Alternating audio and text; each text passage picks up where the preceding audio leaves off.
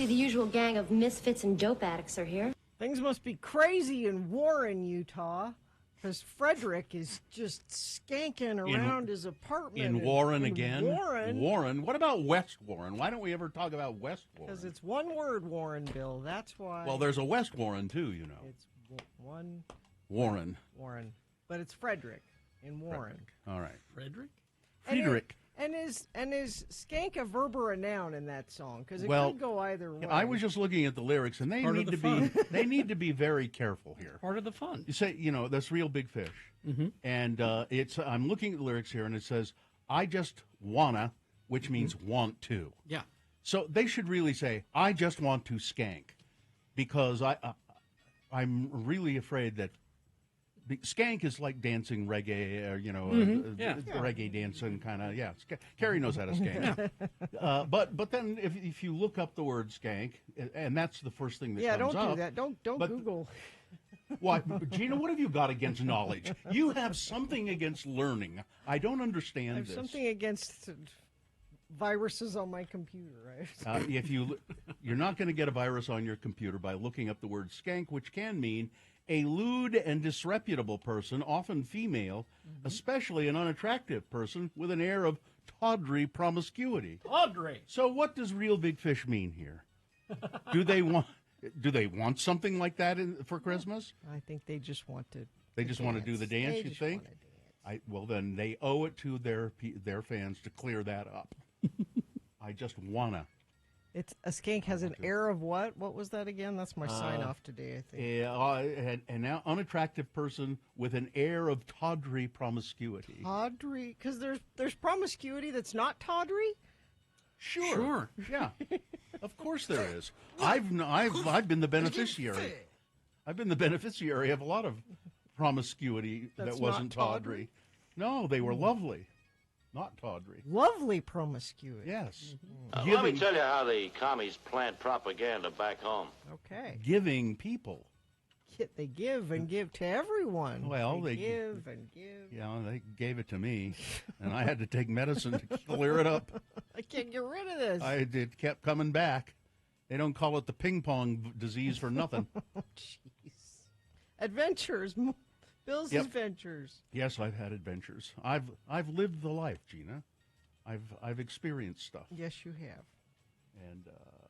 And it's it's okay because when people say, "Hey, do you want to do such and such?" I say, "Nah, I've done that." Nah. Is there anything left that you're like, I haven't done? Oh, there are things that I haven't done. Like when you went to Nepal, that was one of your things that you always wanted to do. That was a thing to do. Mm-hmm. But there are things I haven't done, but now it's too late to do them. What was I thinking? Oh, I was reading something yesterday in the Times about this woman who went to Darjeeling, which is in India, in the foothills of the Himalayas, and went to Darjeeling, where the famous Darjeeling tea comes from. And there's a train there called the Darjeeling Express, which goes up into the mountains in the Himalayas. I would love to do that. Just go there and ride that train, but I probably won't do it. You could do that. I mean, it's riding a train. Sure, I guess I could. You're not sitting. hiking anywhere. Yeah, it's sitting. You fly there and then you sit. You sit and then you sit some more. Mm-hmm. Yeah. Well, maybe I could do it. Sure. All right. Don't say no yet. All right. Then there it is. I'll be taking next week off. There could be tawdry promiscuity in Darjeeling. And I'm sure there is. That's why people go there. I know there's promiscuity. Gina, I could go outside right now and find some promiscuity. In the cold. Just absolutely. Yep. It's out there somewhere. And I think very close by. Very close by. Well, lovely weekend. Didn't do much of anything. I went to the car dealership on Saturday morning. Oh yeah. And sat and had a long, nice conversation with our former intern Cynthia. Mm-hmm. And that was pleasant. And then did you sell any cars? Did you close the deal? You bet. Oh, I got 2 or 3. I don't know. I don't know if I can get rid of that True Coat. You need that True Coat on there. It's Honda days, It's happy Honda days to you. Happy Honda days. And then Sunday I didn't do nothing. Didn't do nothing. watched a little tiny bit of football game, and then cooked dinner, and it was a nothing day. Anybody? Yeah, any adventures for you? We got our tree, and you're saying I got to do that. you're saying can't you?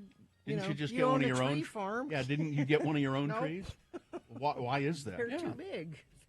They're gigantic. Well, why don't you grow some that aren't so Well, big? we're working on it. We got to sell the big ones first, and then we're going to start over. Oh, and you know how that will go. You will not see that come to Probably fruition in your life. Probably not.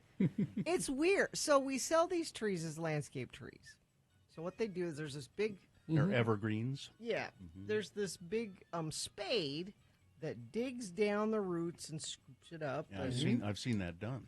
Our trees are so big, it requires an extra big piece of equipment that only like 5 people in the state have. Wow. So any like large trees that need to be moved, you got one of these 5 people. Yeah. And it is, as you might imagine, difficult to nail down. Is there a market for these trees? Yeah, Rita? because people they don't want to put a little twig in their front yard and wait for it to grow. They want to plant a People are just I want too a tree impatient. now, Mommy. Yeah. They're just too impatient. Too impatient. Well, you should get one of those pieces of equipment. Well, then you Joe, won't have to wait for Joe anybody. has thought about it, so Yeah. I'm sure they're pretty cheap. I'm, Can you look on eBay? I'm Can you sure get it on there's- Amazon and have it delivered? I'm sure there's a reason there's only 5 of them around. Pay for itself in Yeah. 20 years, maybe. Yeah.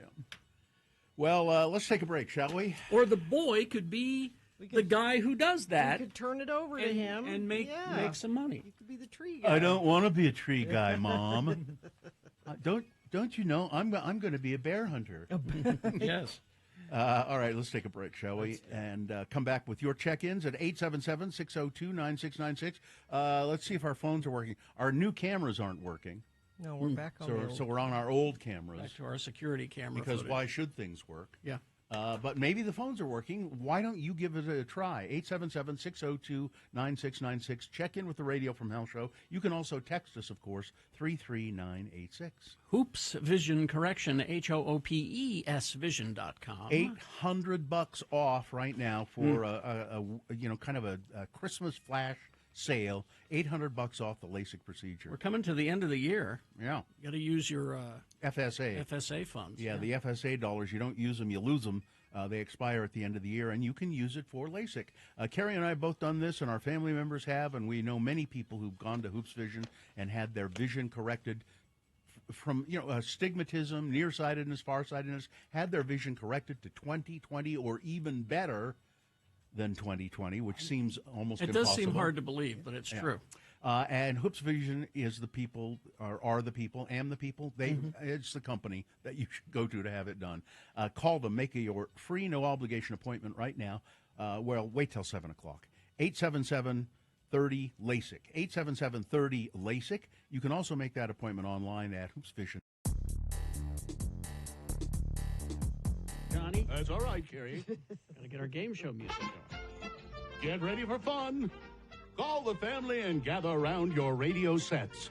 Because it's time for America's favorite game, Beat Gina.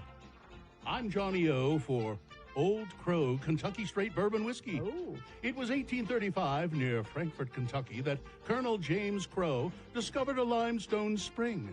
Colonel Crow invented the sour mash process, and the original limestone spring is still used in the distilling of his famous brand, Old Crow, a truly great name among America's great whiskeys. Not blended, not adulterated, sold only in bottles, never sold in bulk, and guaranteed pure whiskey under the National Pure Food Law.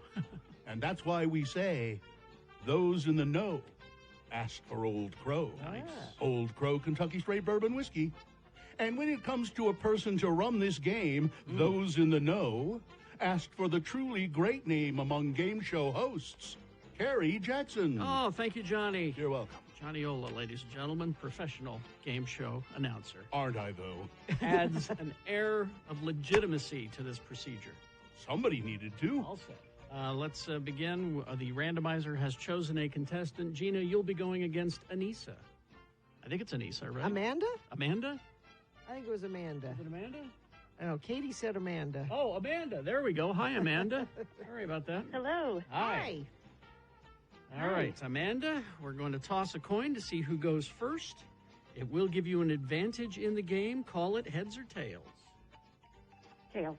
Coin toss app says tails, Oh, Gina. you are one step closer to winning those tickets to see Dirty Heads. They're coming on June 17th. All right, Amanda, this first question is for you since you won the toss. It is multiple choice trivia. If you get the question correct, then you get the point. If not, I'll allow Gina to answer it correctly for you and steal the point away.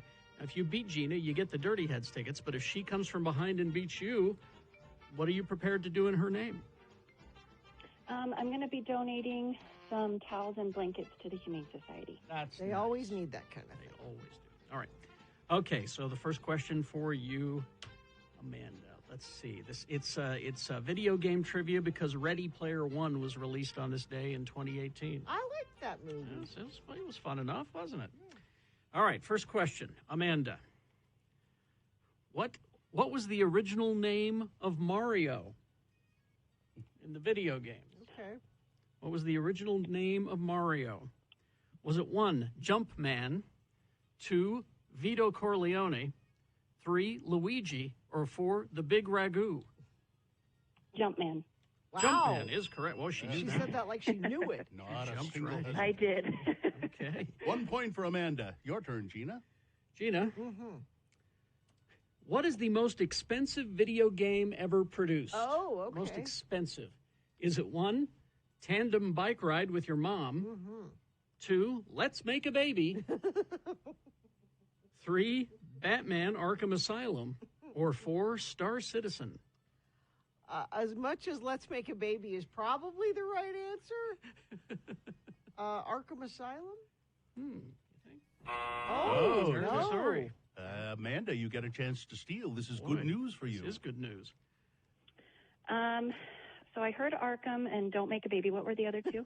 1, Tandem Bike Ride with Your Mom, or 4, Star Citizen? Oh, gosh.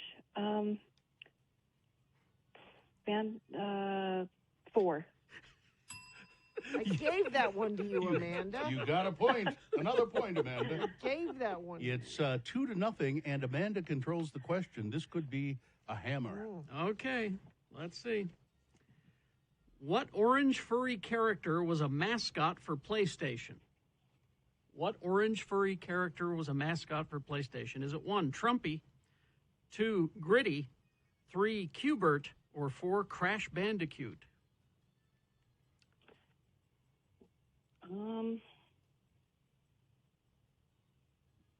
I don't know. I'm going to say Crash. Crash Bandicoot. And you win Wow. the game. I knew you'd Nicely done. 3-0. That's really well done, win. I Amanda. knew you'd win this. Smoked me, Amanda. What does Amanda win, Gina? Tickets to see Dirty Dirty Heads on June 17th. Congratulations, Amanda. Hang on the line, and we'll get your information you. and tell you how to get those tickets. Listen, I've got to go. It's time for me to have a splash of Colonel Crow's sour mash. Oh, I see. I don't know if that's legal here. I'm leaving the studio. I mean, trade, in exchange for...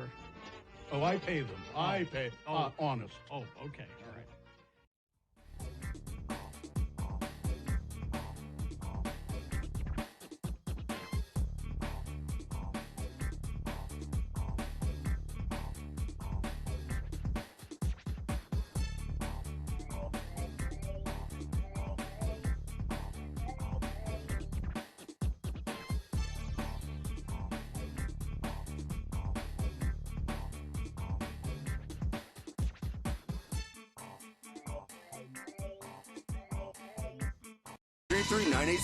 All right, 622. Let's get this over with. Yeah, there's, I think it's Aaron I saw hanging on the line there to check in with us.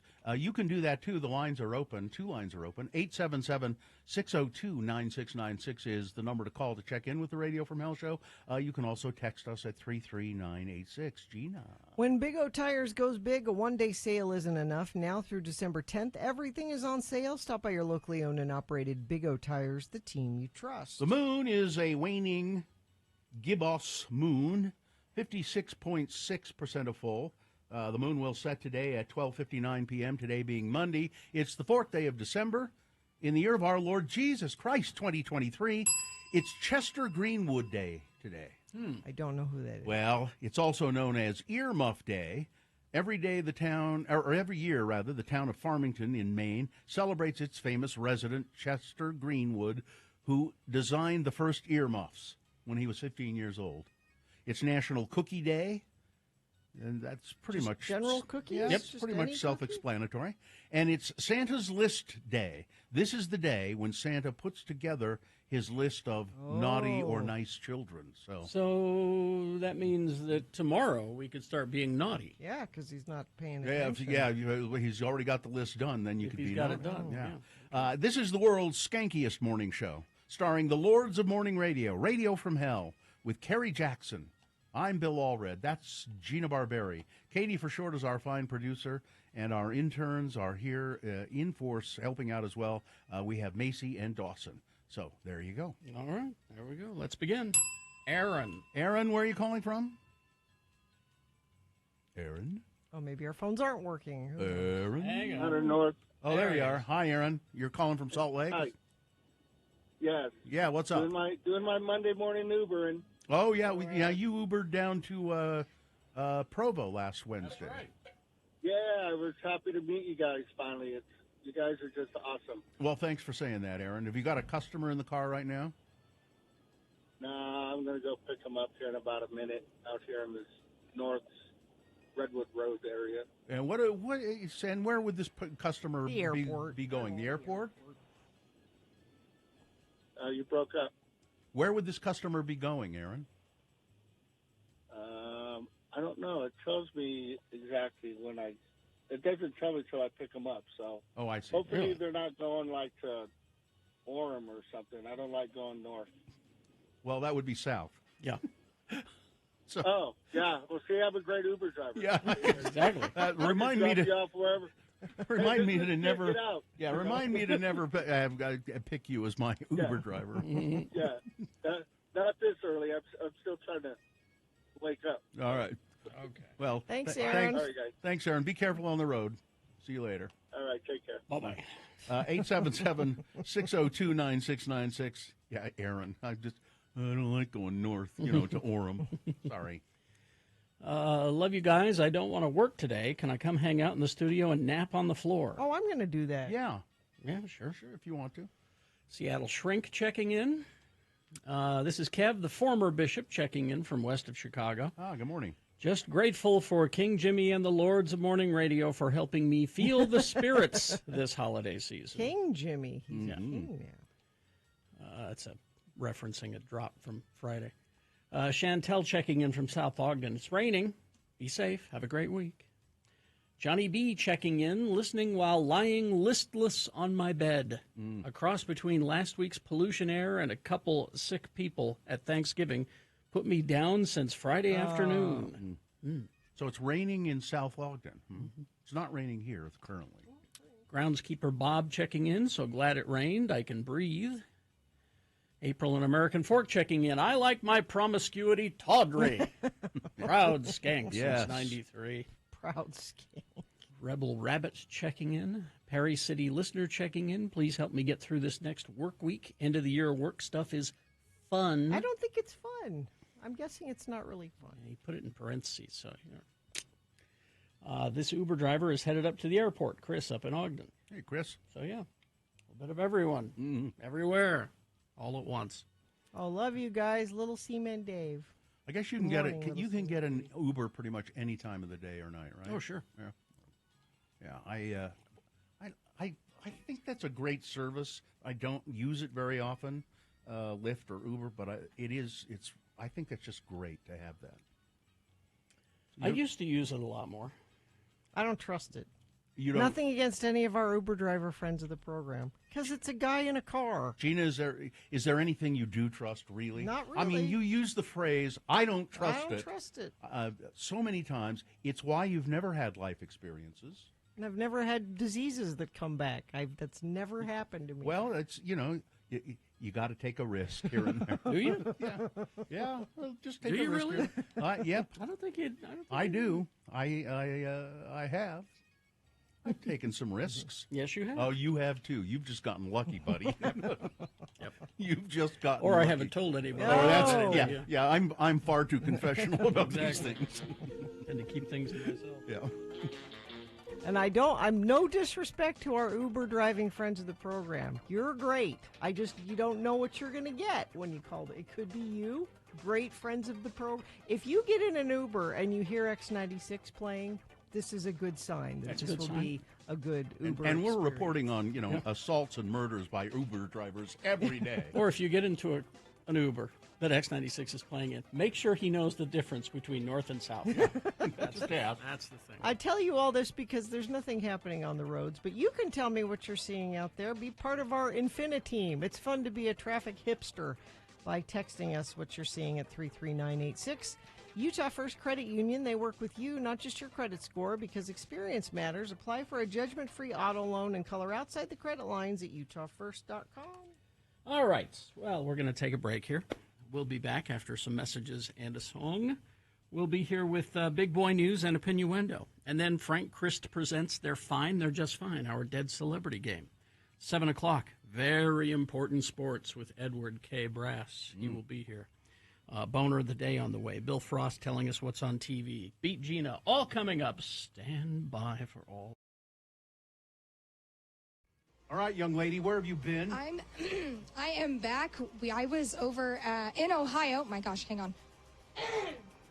I was in Ohio. You picked that up in Ohio, I'm sure. Well, I just have it's still getting all that dust out of my lungs from it being very dusty out Why there. were you in Ohio? I was getting lost with my dinosaurs like I do every single year. How many years in a row have you done This is technically 6 at Lost Lands itself. 7 if you count Couchlands, which was 2020. Couchlands. He because did it. of the He did it pandemic. virtually. Virtual. It was Who a is he? virtual. Who is he? Excision, my favorite DJ on this earth. Jeff Abel is his real name.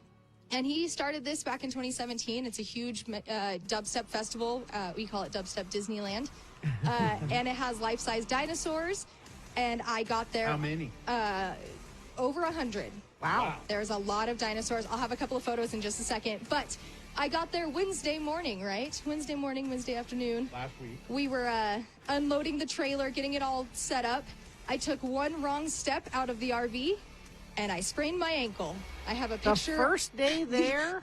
Technically, it was day -0. Well, you see There's me at the medical tent. You seem okay. X96.com/live. And then I have a photo of my ankle, which was the day after. That almost looks like another tattoo. I know, right? It was rough, but I was able to walk just fine for the actual festival itself for the 3 days of Friday through Sunday. Did you have a boot or something? Or? I walk over. This is the second time I've had to do this with medical, where I walk over to medical and I go, "Hey, I just need an ACE bandage and some ice," and they go, "Why?" And I sprained my ankle. Are you sure you sprained your ankle? Yes, I played soccer for 18 years. I've done this many a time. Well, I need to take a look at it. Okay, here you go. They turn around, grab the ACE bandage and the ice, look back at it and go, "Oh, yeah, you're right. I'm aware I'm right. I know what I did." So just an ACE bandage and my boots. My boots help for the stabilization. I'd like to point out that you drove to this thing in 24 Ohio. hours. Wow. Straight? No. We stopped in Kansas City, did 12 hours to Kansas City, and then another 8.5 or so to Ohio. Oh, man. It's a lot easier to do it in breaks, and I did have another couple with us while we were driving, so we had 4 drivers to switch off, which was really That nice. makes it not so bad. Yeah. Yeah, except I don't trust any of the other drivers. I have a picture of my Lost Lands crew in front of a big Lost Lands sign that Macy will put up here in just a second. It's my favorite place on earth. There's a lot of wonderful things. We went and How many people there? last time I remember there was over 65,000 people in a town that is a population of about 900 people. Does the town welcome this every year? Yes, we give them basically they make all of their money for the year through us, and most of the people that go are very kind and stuff like There's that. not a lot of crime and stuff happening. No. or There people- are some people that overdo it or dumb, Sure. things like that. But they have great security checks, checking all RVs and stuff when you get in, checking all cars, camping, stuff like that. And we rent an RV every single year, which makes it so much more comfortable. So that was really Easier fun. to set up. It's just So all much- ready to go. So much easier. And you stay in an RV while you're there. Yes, and we had full power hookups this year, which was really nice. So and free showers with VIP. Oh. So that was really cool. Got to stay clean. There is a couple of photos of me and dinosaurs that Macy will show up. There's one with me and a T-Rex where I think I'm grabbing the head if it's saved. Yeah, There we go. Yeah. it's not a T-Rex, that's a Carnotaurus. But nevertheless, Carnotaurus? Excuse me. guys, I took a World of Dinosaurs class. I know them too well. There was a really cool like slide thing right behind that where that tent looking thing is on the left hand side. There were you would enter in and these cave people, these cave men and women would give you a tarp and you'd go down into a slide and then you fell into a bean pit, which was really interesting, but it kind of felt really cool. Yeah, little tiny. Like canned pork and beans. Yeah, all slimy? except for no, dried beans, of course. This stage It'd be more was fun if they were slimy. the stage was massive. There's a photo of me with my parasol in front of the stage, which is huge. There were two very big pterodactyls on the front. That long neck you see is stationed at Legend Valley. It cannot move. It cannot be torn too down. big to so move, yeah. every festival that's held at Legend Valley, every show that's there, they get a dinosaur, at least one. And what kind of a dinosaur is that, Katie? That is a Brontosaurus. All right. Are you sure it's not a Her name is Becky. Diplodocus. Diplodocus. Her name is Becky the Brontosaurus. She's there all the time. There's a couple of photos of the crew and I during the night. What time does entertainment start in the morning and end at night? Normally starts about 12 in the afternoon, and then the last performer. Technically, with the big main stages, the super loud sounds, it stops at midnight. But there are what are called sound camps or late night shows that go until about 3 or 4 a.m. If you want to do that, I call myself old and I cannot do that. So normally I'm up until 2, and then I. That's still pretty late. It is. You don't take the good drugs, that's why. No, that's okay. I've seen enough people go down that I don't need to do that, which is why every one of my crew, every time we're in a festival, we actually all carry Narcan on us. How do they handle drug? wow. How do they handle drug use at this? People are. I mean, obviously it happens. It does. It People happens a like lot. Most people can keep track of themselves. Those that can't are lucky enough, like our crew, where we carry Narcan around, not for us, but for others that we see go down. That's smart, The yeah. medics are wonderful. They have big medic carts that will, and they have police and everybody stationed around, so they have ability to get people out. And it happens. And it does. Or something like a girl tripped over somebody that was laying in the crowd, and she ended up breaking her ankle in 3 different places and dislocating it. And they got her to the hospital really quickly. But the sets were amazing. The shows were super fun. The VIP areas are my all-time favorite because you just have so much open area to hula hoop for me and my friends and stuff Open like area to hula. I don't like being up in the big crowd. I just don't like being touched by strangers, to Well, be yeah. completely honest. It's really gross. So I stay in the back. I like seeing the whole show. What's wrong with you? You don't like being touched by a stranger. I know, right? I'm weird. But it's a blast. I go every single year. So, of course, next September, I'll be gone for another week and a half. But I did buy myself another fake wedding ring because last year Andy and I, there was an altar where you could get married. So I bought myself another wedding ring as an anniversary Yeah, gift. you renew your vows. Yeah. Yeah, that's a piece of junk. I love What'd you it pay? though. $10? No, actually, it's got really good stones in it, and it does last. And so I actually paid about $30 for it. But so this is my second one. Well, Congratulations. if you'd like to get an idea of what Katie is talking about and want to see it, there's a whole lot of video. Yeah, If lots you of videos, lots of stuff. Just go to YouTube, Lost Lands 2023, and Yeah. I'm watching the full Excision set here. It's 2 hours. 2-hour set. Excision always does a 2-hour set on Fridays. How many different DJs are there? Over 150. And a lot of them are up-and-coming DJs that don't know a lot or that are not very well known, and so it's really Was cool to Shaq see there? those. Yeah, he was. Did I see it? No, I never see Shaq anymore. I've seen him once, and that's enough for me. But it was a magical set, and and it's just so much fun. And Glad you had a good I time love- in spite of your sprained ankle. Yeah, I hobbled around for a little bit, and then it was totally fine. So we're Yeah, good you to seem go. fine now. Yeah, it is bruised. It's still pretty bruised up and sore to the touch, but I can walk. I am wearing slippers to be comfortable for the next few days, just because walking around on your feet for 13 to 14 hours a day for 4 days straight is a lot, but Yeah. it's great. Katie, I'm So- glad you had a good time, and this is your therapy. So It really is. It really is for the year. So, all right. thanks, guys. Yep.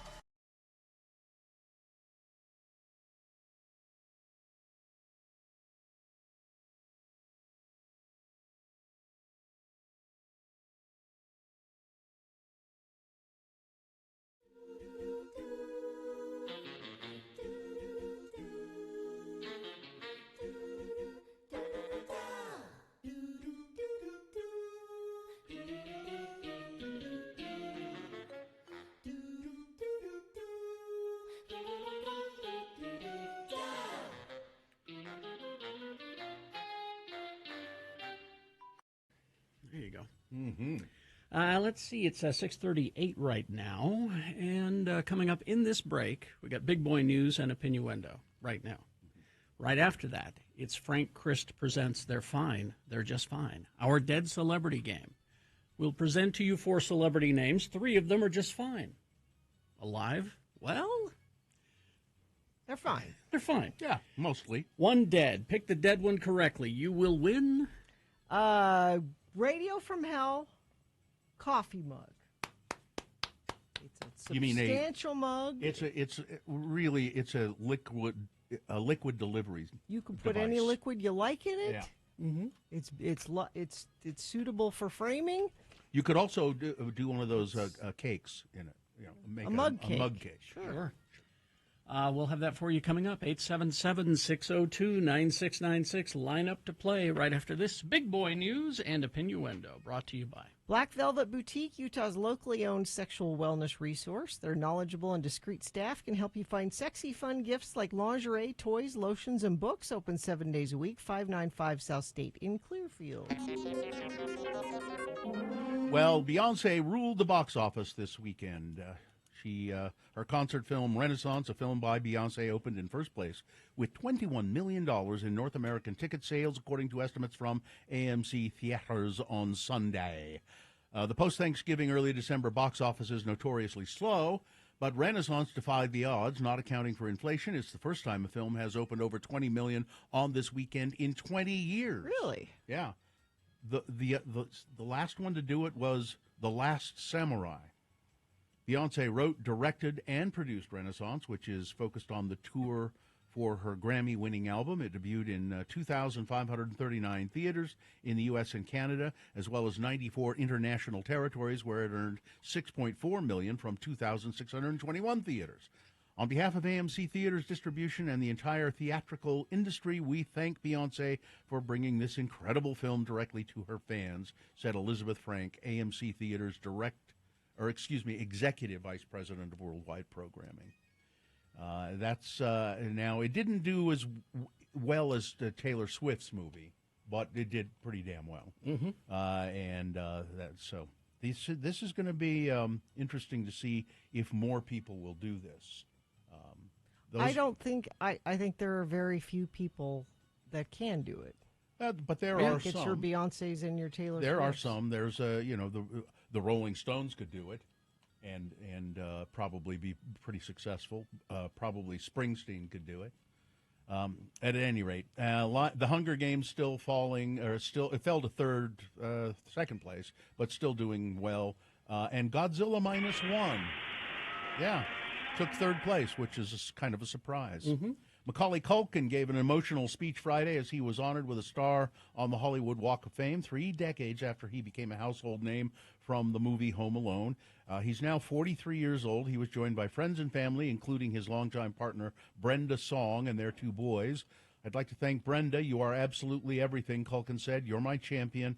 You're the only person happier for me today than I am. You're not only the best woman I've ever known, you're the best person I've ever known. Well, that's nice. His on-screen mom, Catherine O'Hara, was there and gave a speech during the ceremony after the two shared an emotional hug, and there were tears all round. Well, Governor Spencer Cox, Oh, boy. he wants the state's colleges and 8 public schools, Utah's 8 public schools on Friday. Excuse me, I misread that. He wants the state's colleges and universities to stop commenting on current events.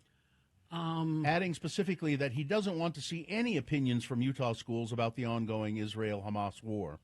Addressing a room filled with the leaders of Utah's 8 public schools, higher institutions of learning, on Friday, Cox said the institutions should remain neutral and that college presidents who are interested in giving their opinions should quit and instead run for political office. I do not care what your position is on Israel and Palestine. I don't, he said. I don't care what your decision is on Roe v. Wade. We don't need our institutions to take a position on these things.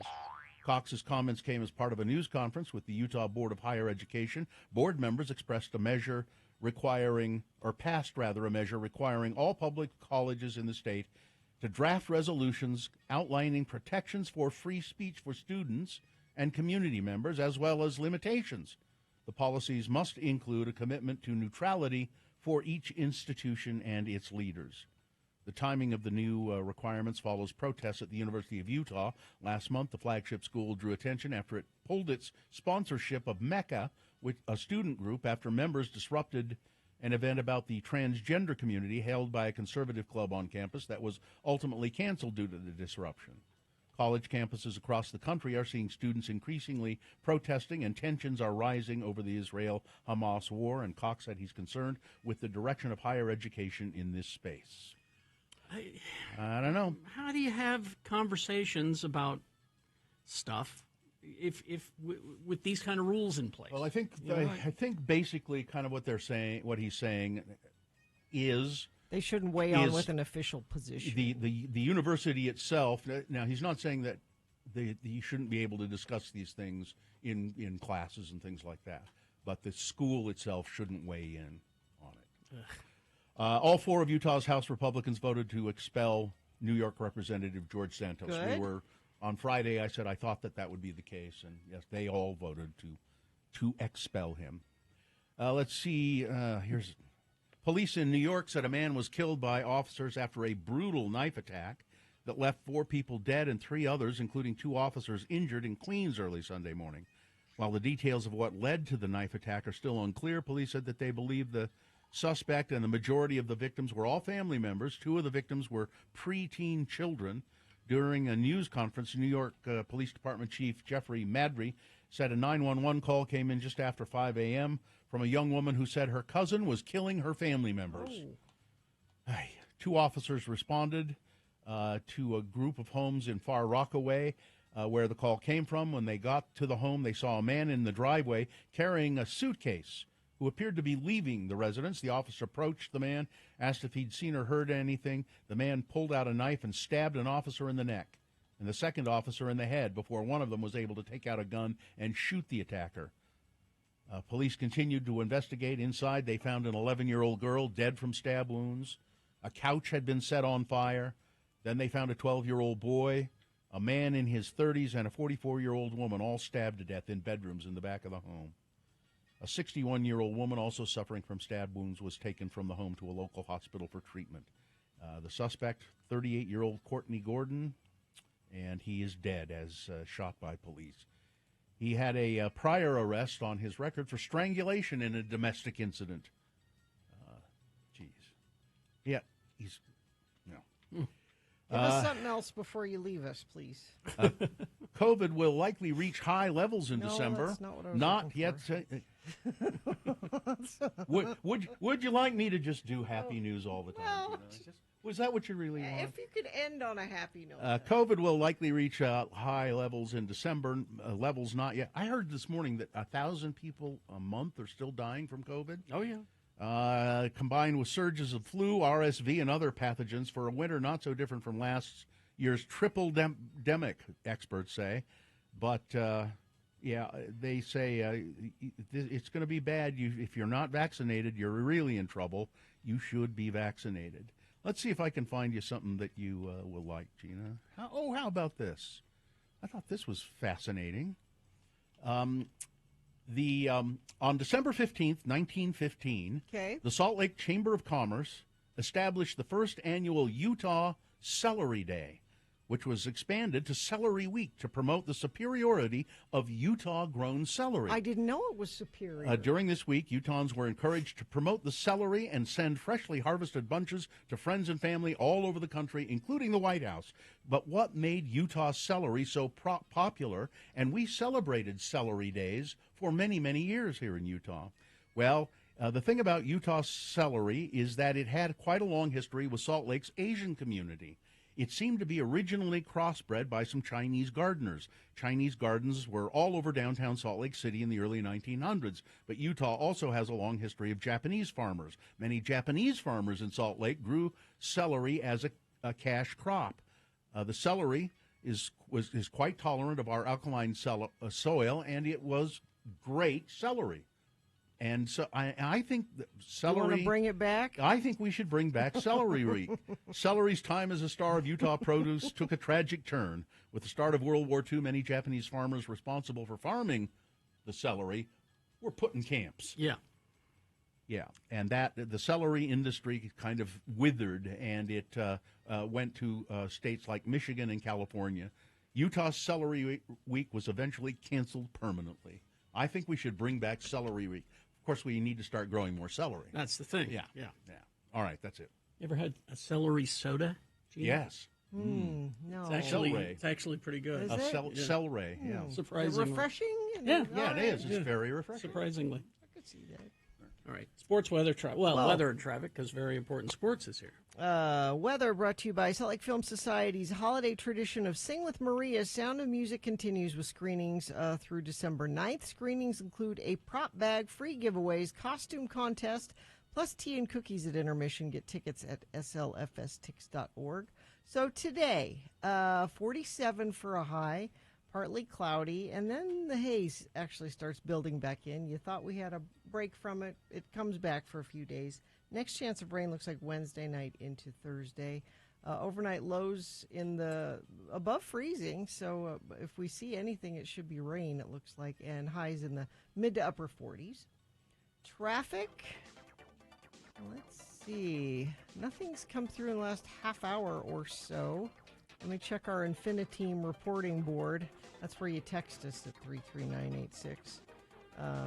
No, you haven't sent anything there either, but if you do see something you think other friends of the program should be aware of, and it's safe for you to text, you can let us know at 33986. Don't fight the IRS alone. Let the experienced, savvy team of McClure and Stewart do it for you. They're experienced, they care about their clients, and they get results. Do yourself a favor, get a free consultation. Find them online at McClureandStewart.com.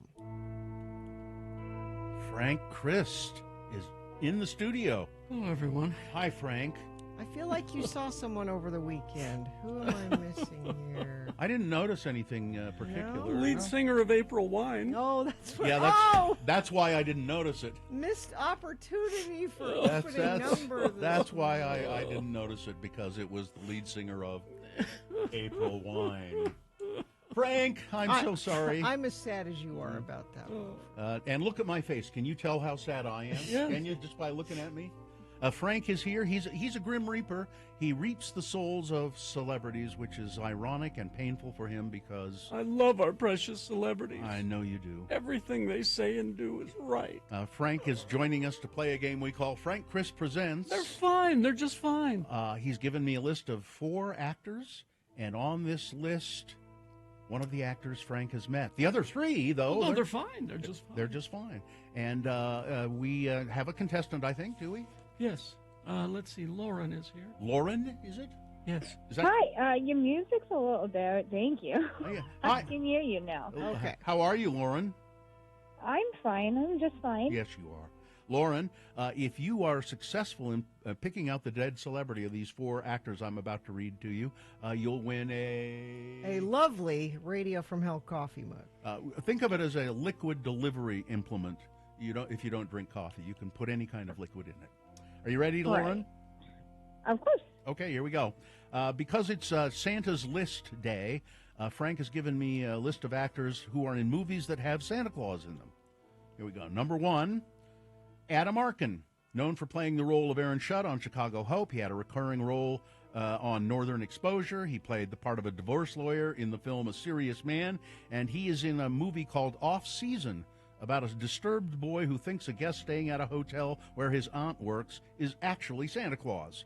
Number 1, Adam Arkin. Number 2, J.T. Walsh, an American character actor. His many films include Tin Men, Good Morning Vietnam, A Few Good Men, Hoffa, Nixon, Sling Blade, and Breakdown. He's in the version of Miracle on 34th Street, a modern version of Miracle on 34th Street, with Richard Attenborough as Kris Kringle. Number 2, J.T. Walsh.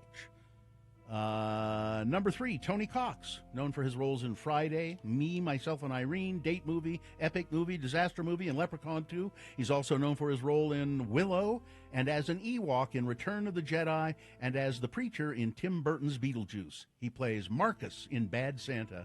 Number 3, Tony Cox. And finally, number 4, Sarah Polley, starred in many feature films, including The Adventures of Baron Munchausen, Exotica, The Sweet Hereafter, Guinevere, Go, and The Weight of Water. She's in One Magic Christmas, wherein Santa sends a Christmas angel to restore a woman's Christmas spirit. Number 4, Sarah Polley. All right, Lauren, which one of these actors is dead? I'm going to guess number 4. Sarah Polley? She's the youngest, I think. She's Oh, fine. no. Yeah. She's just Oh, fine. she's the youngest of them. She's only 44. I'll give you a second chance, though, okay? Because I know you really want a coffee mug. Listen. I listen. do. Okay, listen carefully. Is it Adam Arkin, J.T. Walsh, or Tony Cox? We're going to go with J.T. Walsh. That's a Yeah, good thing good, to go with. Good second guess. He died in 1998, early 54. He was a heavy smoker, and he died of a heart attack. Okay, Lauren, you're going to get that coffee mug. Congratulations. Thank you. You're welcome. Hang on the line. What a nice person Lauren seems. Sounds to be nice, doesn't she? Has anyone seen Wink Martindale? I hope not. 90 today. I don't think he wants to be seen. You know what? He's on the radio these days. Still? You're kidding. Still. Does an Really? an oldie show Really? on a weekly basis. Good for Wink. Jeff Bridges is fine. Is 74 Oh, today. you stay away from Jeff Bridges. Tony Todd is 69. Nice. Candyman? Candyman. Oh, yeah. I'm going to go check on Wink just in case. Goodbye, everybody. Goodbye. Goodbye, Frank. So long. Sayonara. Adios. Infiniteam has assembled and have let us know a few things happening out there. One of you says accident on the 201 just off I-215. Legacies at a standstill from another traffic hipster. Accident affecting all lanes of traffic westbound 201 just past I-215 junction. Thank you for sending those in. We also have, let's see, crash westbound I-80. This is at Foothill and Parley's Way, affecting the left lane there. If you want to join our Infiniteam, it's infinite. We don't limit it to anybody. You can all let us know what you're seeing out there. Just text us if it's safe for you to text 33986. Visit your Utah Toyota dealer today. Toyota, let's go places. All right, KXRK Provo, just a quick reminder about the road home and the road to the road home. Yes. The road to the road home, Rocky Mountain Chevy dealers. We have any location of a Rocky Mountain Chevy dealer. You can take items for the road home. We'll be next, let's see, at Riverton. On Wednesday. Yeah, It's on the Wednesday. Riverton Chevrolet. It's in South Jordan. So. Yeah, and so bring us stuff there on Wednesday. We'll be there from 6 a.m. to 10. But you can go by any Rocky Mountain Chevy dealer when they're open and drop off stuff. We like to see you in South Jordan. It's 111 South Jordan Gateway. Just in right South off Jordan. the freeway there. You know, when you're out doing your shopping, pick up a few extra items, extra bag of socks, perhaps. Coats. They really need coats. Yeah, All kind of cold weather clothing. Our friend Molly Mormon found some like $14 really nice warm coats at Costco. Or if you go through your that. closet, I've got 2 or 3 coats that I don't wear anymore, and I'm going to bring those in, and they're in fine shape. So those things can be gently used. Pants, shoes and boots, shampoo and conditioner, razors, all kinds of stuff. Bring it to and then of course we'll be at the road home on the 20th and 21st. Yeah, 20th and 21st. So keep that on your calendar. All the information you need is at x96.com. You can just go there and take a look. There's even a list of stuff that they need as well. Just click on the Road Home banner at x96.com. KXRK Provo, very important sports coming up. Enjoying a delicious piece of German chocolate cake pie. Exactly. That's kind of weird, Travis. Is Travis the pieman here? Hi, everybody. German chocolate cake pie. Exactly. We have an official pieman for the Radio from Hill show. Gina, by the way, I brought you your pie. Oh, It's a pie in a box. it's the McDonald's. Baked It's the apple. pie that she will eat. We know she'll eat that. You're the missing one, out. It's the one thing I have in common with Donald Trump. You're missing out. This is delicious. It's delicious. It really is, Travis. And also, Gina, since I couldn't get you pie, I got you something else. What? Well, you got me pie right there. See, Travis has got an. Did he? Yeah. Yeah. Travis has been making stickers. Remain seated podcast stickers? Uh-huh. I Got the love graphic it. offline, was able to kind of jury rig a Aw. setup for it. So you've got some for the computer, for the laptop, for your car, whatever you want to do. I love it. Thank you. Travis, is it an Etsy store? Or Yeah, it's an Etsy store Etsy called store. Pieman Graphics, or if you search Pieman Graphics on Twitter, it now pulls up links that'll take you right where you need to go. You know, Gina, that those stickers have beard hair in them. Do they? Yeah, probably. That's okay. I'm Yeah. not going to eat them. I try to pick them out, but picking out the beard hair makes it artisanal. This pie has beard hair in it, and it's delicious. It's just delicious. Well, my boys helped me with this one, and, the 11-year-olds. Yeah, Travis Go further on. Travis sells stickers on his Etsy site. That's awesome. He's been selling Geek Show stickers. Now, Travis, you it's Pi Day, Right? What do you know about the mathematical symbol of pi? Anything? It's the magical number that lets you calculate many things in geometry. The time that they actually celebrate it today, or at least the big math geeks celebrate it today, is today at 1:59 p.m. because then you get 3.14159, which are the first numbers of pi. Wow.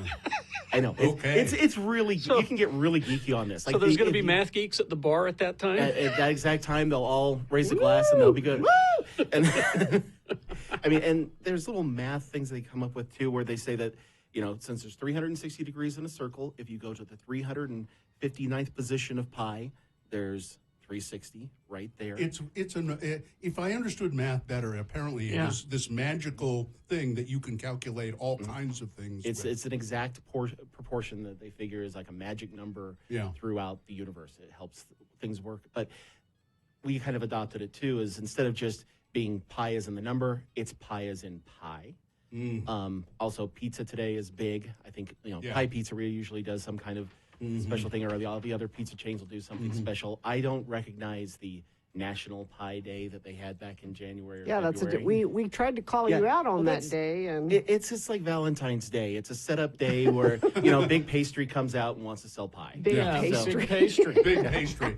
They tried to co-opt it. Exactly. Right. There's Screw only those two guys. pie holidays that I celebrate, and that is Pie Day and Pie and Beer Day on the 24th. Yeah. Yes. Because nothing's better than a fresh raspberry pie and a Pilsner.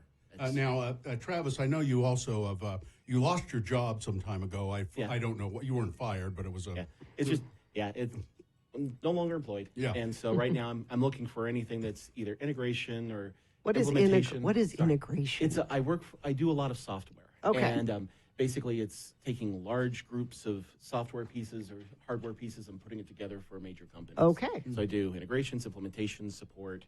So if anybody has something like that and wants an employee that can bring pie on potluck day, exactly, lots of pie. That's he's a great pie maker, and he knows how to do big software jobs. Travis, how do they get a hold of you? They can just email me at travislynnjohnson@gmail.com. Okay. And Raul down on the border sent us in the chat room a picture of one of your Trump stickers on his computer, I think. Yeah, I have a copy of the balloon Trump. The big balloon that they were the running big around fat England, and they brought it over to Los Angeles and into New Jersey. Yeah, I sell those on the site too. Pieman Graphics. Well, All right. thanks. I just devoured the pie. One slice is enough. It's very sweet, but man, it's delicious. Thank you, Travis. No problem at all. Have a good one. Have a good pie day. You too.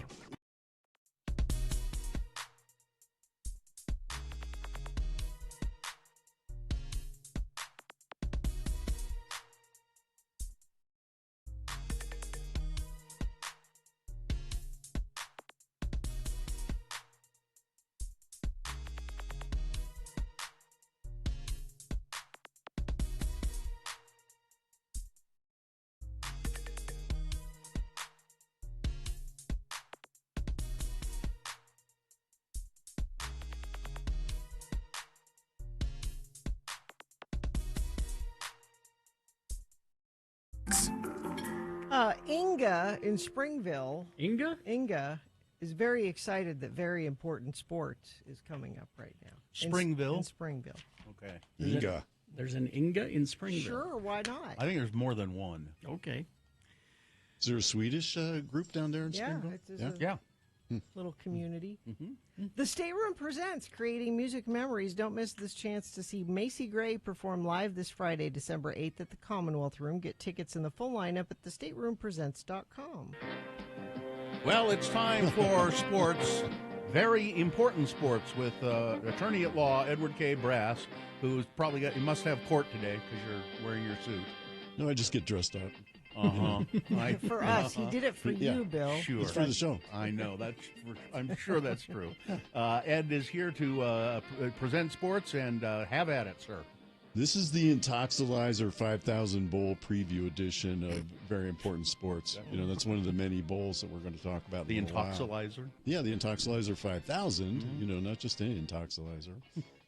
For Pittsburgh listener and French horn jazz session man Mauricio Paez, and San Antonio listener and 5.5-time manager of the year of Skynet, Raul Montemayor. The last F1 race of the year, the Abu Dhabi Grand Prix, no oil after midnight, was won by cartoonish pumpkin-headed villain Max Verstappen. Of course. This is getting boring. I mean, exactly. Yeah. Exactly. If you think you heard his name often, you have. He's won 19 races this season, a record. He drives for Red Bull. They're made by Honda, so Honda is the manufacturer of the year in F1, and there'll be no more F1 news until March. All right. In football, MLS is still going. Remember RSL? Remember them? Yeah. In the East, the Columbus Crew 3 and the Cincinnati Skyline Chili's 2. That's the East final. The West, LAFC 2, Houston Dynamo, the people who eliminated RSL, 0. LAFC and Columbus will play for the championship this Saturday at 2 o'clock in Columbus, Ohio. Which is the way that you promote the sport. You go to a city where it's bitter cold at this time of year and you play in the afternoon, and it's going to be a miserable cold place in December. In the Premier League, the English Premier League, Kerry Jackson's Arsenal is in first place. Yes. Second place, Liverpool. They have 2 less goals than Arsenal. Manchester City's in third. Aston Villa is in 4. For Oregon listener, this is for one person, Dan Paget, Bundesliga. First place is Bayer Leverkusen. Bayern Munich is in second. VfB Stuttgart is in third. And RB Leipzig is in fourth. Wow. That's exciting stuff. That is exciting. We actually, go ahead. We heard from Pittsburgh listener Mauricio. Mauricio says, it's been a tough couple of weeks and Very Important Sports is a great surprise this morning. Please pass warm regards to Mr. Press. I love Mauricio. He's a really good guy. And how's that jazz going there, Mauricio, with a French horn? In the NBA, the Utah Jazz, they're 7-13. They're 12th in the West. It's early in the season, but they're currently out of playoff contention. They play the Dallas Mavericks on Wednesday at the American Airlines Center in Dallas. The start of the game will be delayed 45 minutes by unspecified mechanical difficulties. Women's basketball, number 12 Utah, 7-1, crushed 6-2 BYU, 87-68. Elisa Peely had 23 points. She's great. She's really good. And she's got a cool leg tattoo. Really? Yeah. Does she? Ooh. What is it? I don't, some kind of, I don't know. She's got a leg tattooed on her leg. On She has a her leg leg. tattooed on her leg. Yeah. I was thinking it would be a shark or something like that. In NCAA football, which is what you've waited for, the Avocados from Mexico Bowl on December 16th, which is in Florida. That's Miami of Ohio versus Appalachian State. It's in Orlando, Florida, where Mexican avocados are welcome, but not Mexican people. Yeah.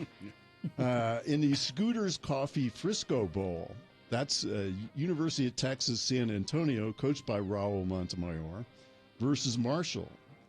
Another excellent bowl, December 23rd. Yeah. I'm in the future, sorry about that. The famous Idaho Potato Bowl is Georgia State versus Utah State. That's the bowl that Utah State's going to. It's in Boise right before Christmas. What bowl game is BYU going to? This is a trick question. No, I see. The No Bowl. With their 10,000 bowls, and they didn't make it to one of them. On December 23rd, the same day, Utah plays Northwestern in the SRS Distribution Las Vegas Bowl. No idea what the SRS Distribution is or why they've tagged their name to it, and they paid them a lot of money. Northwestern was involved in a scandal at the beginning of the season. Their coach was fired before the season started for hazing violations, and somehow they managed to make it to a bowl game. It's sort of a miracle. Why didn't Florida State get picked for a bowl? We're going to talk about that. Well, they're going to be in a bowl. That's just not the going important to be in a bowl. Championship. They got cheated. On December 28th, there's the Wasabi Fenway Bowl with SMU and Boston College. Same day, the Pop-Tart Bowl. These are all real bowls. I'm not making this up. North Carolina State versus Kansas State. This is not a joke. The winners of that bowl get to eat the giant Pop-Tart mascot. That's their reward for winning the game. And this is how far Notre Dame has fallen. The next day, on December 29th, Oregon State and Notre Dame play in the Tony the Tiger Bowl in El Paso, Texas. The alternate name for that's the Sicario Bowl. On January 1st, the Cheez-It Bowl, Tennessee versus Iowa. And then, as you talked about, the crime of the century in college football are the playoffs. The playoffs are going to be on January 1st. Alabama plays Michigan. Texas plays Washington. Alabama and Texas have each had one loss. Florida State, undefeated, was left out. Why? Because the Southeast Conference has more clout than the Atlantic Coast Conference has. And because money. Because money talks. They want bigger. schools. Somebody said something about that. That also had to do with their quarterback being out. And that's a point. Florida State is down to their third string quarterback. It's a freshman. Their first two quarterbacks, the first guy was a star. Their second guy got hurt as well, so they're down to a freshman. And they won their championship game nonetheless. They're undefeated. And they say that they can't play because, they're just not that good anymore because they've lost their quarterback. And so we'll put in one-loss Alabama ahead of them.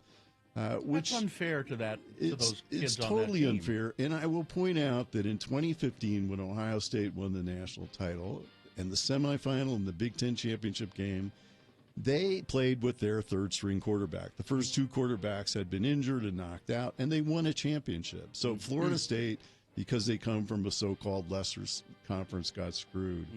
Georgia, who lost to Alabama in the SEC title game, is going to play Florida State in the Orange Bowl on December 30th. Which will be a good game. That'll be a good game. It'll be a good game, and it'll point out what happened, whether it was worth it.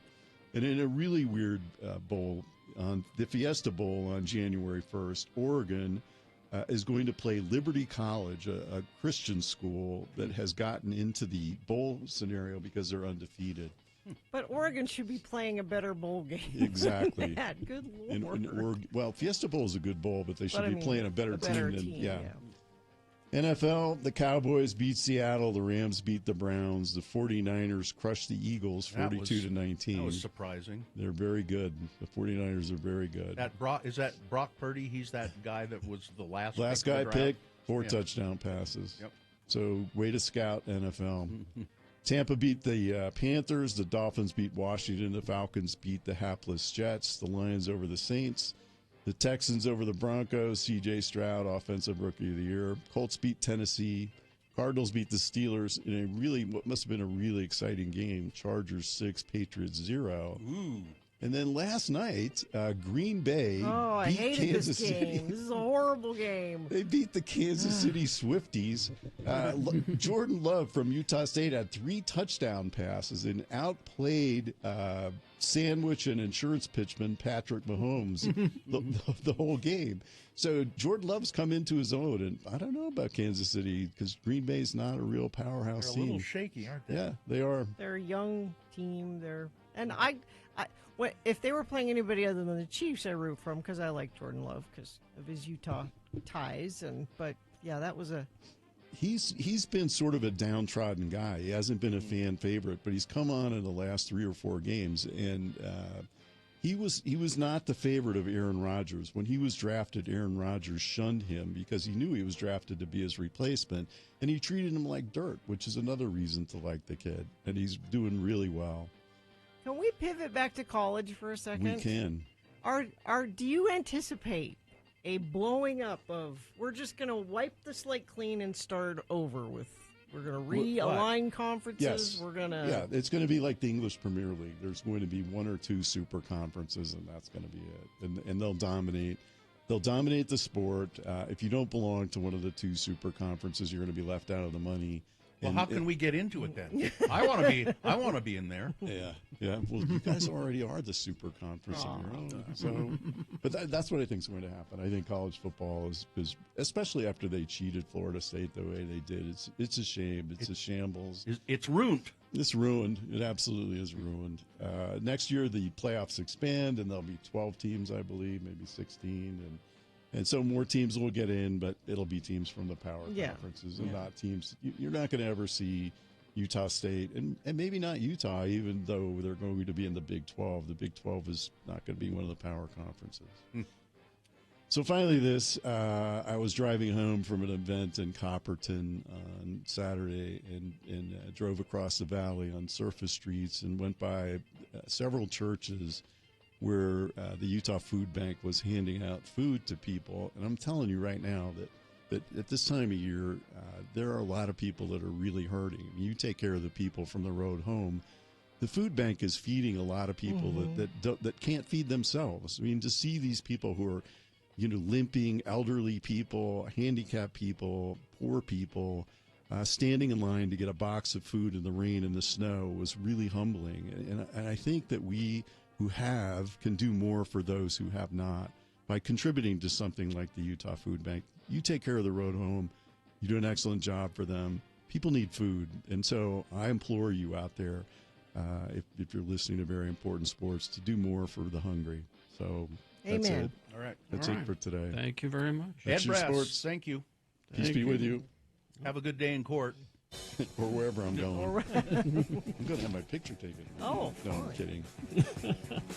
Mugshot. See ya. Thank you. Traffic. Lots of you letting me know about troubles. Legacy at a standstill. Westbound 201 approaching 215 at a standstill. Eastbound 201 slow backing up 215 interchange. And the 201 is a mess. Apparently it's an accident affecting all lanes of traffic there. And many, many traffic hipsters have let us know. Thank you for sending that in at 33986. Also, lots of dense fog on Highway 40 between Park City and Heber. Be careful. Thank you. Another friend of the program sending that in. Let's see. Yeah, mostly just that big issue on the 201.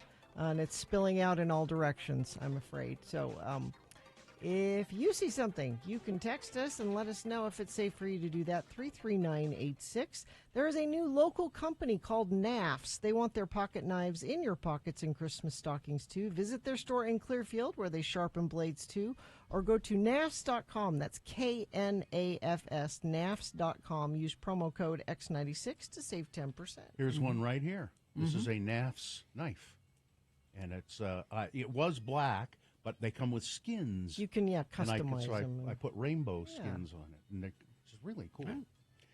Boners coming up. What do we have? Let's see. Boner candidate number 1. That'll teach them.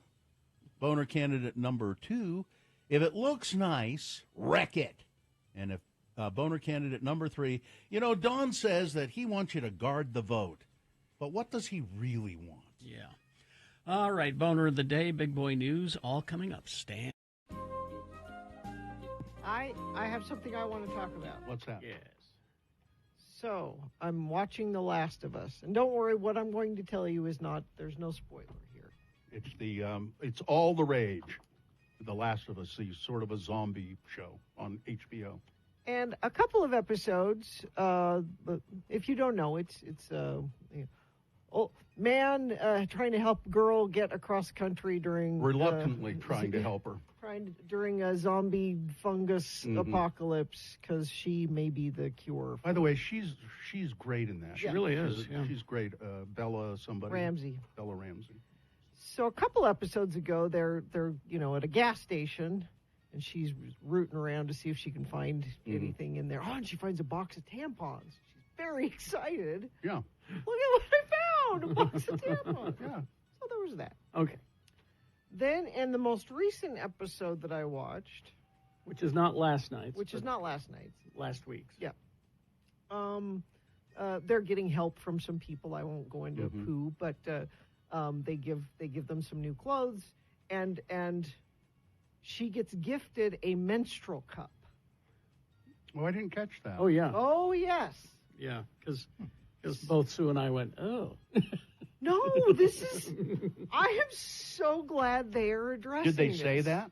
Well, they no, showed the they didn't instructions. have to. And she's looking at it. And she's like, "Oh, that's kind of gross, but cool." It came with instructions. But this is something that bothered me the whole time I watched The Walking Dead. Menstruation was never addressed. Really? Yes. You wanted menstruation to be addressed. Yes. Why? Why? Yeah. Katie knows Why? Why would you want menstruation to be addressed? You are on the run. You're going from town to town. That's what the show's about. Yeah, it's not about menstruation. Sometimes you have food, sometimes you don't. Gina? Sometimes you have water, sometimes Gina, why don't we mention menstruation in every story that's ever told? Well, sometimes I get the menstrual cramps real hard. Because in most stories, Bill, you just go to the drugstore and you get what you need and take care of it. How That's do you know? not available. How do you know unless we address it? It's easy to assume that in other stories, when life is normal, that's something that you are able to do. Human beings are inventive, Gina, and there was a time, there hasn't always been tampons from the beginning of time. I know, but it is. See, you don't understand that this is. I understand, but it's a problem. I don't think you do. Of course I do. But why do you need to? If you understood, you wouldn't. You would not be questioning why this is a big deal and why it's a big deal that they're addressing it in The Last of Us. I think it's a good thing that I don't mind that they addressed it, but I don't because your period comes whether there's zombies around or not. I'm aware of this. I know. What are you going to do? All right, both of you. Yeah. Yes. The arbiter of sanity here. I just have to remind you, it's a show. Right. Relax. Right. And I also have to remind both of you that you both complained an awful lot when the show 24 was on that he never went to the bathroom. Yes. All right? It takes not even eating, 1 second. Or eating. Yeah. You didn't. I remember this was a problem for both of you. No, because I didn't watch the show. I didn't watch the show, so I don't think it was a problem for me. I'm just saying that you're demanding an awful lot from your shows. I know. Because, the story needs to go forward. The show is not about Jack eating It's not an instructional manual. It just took a second. There was barely even any dialogue about this menstrual cup. I don't know. It was just sitting there, and I'm like, yes, something I have always wondered about. And I believe, and I could be wrong, that menstruation was addressed on Walking Dead a couple of times. Might have been.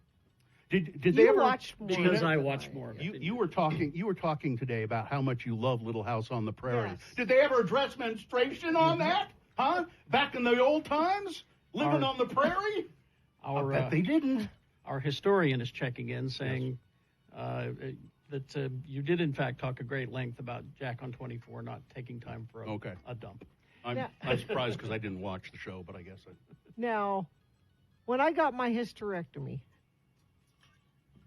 I will admit to you one of the things I was glad about is not just not having to deal with that in the regular times, but I also thought, if we ever have an apocalypse, I do not have to worry about whether there's a menstrual cup available or not. I'm good to go.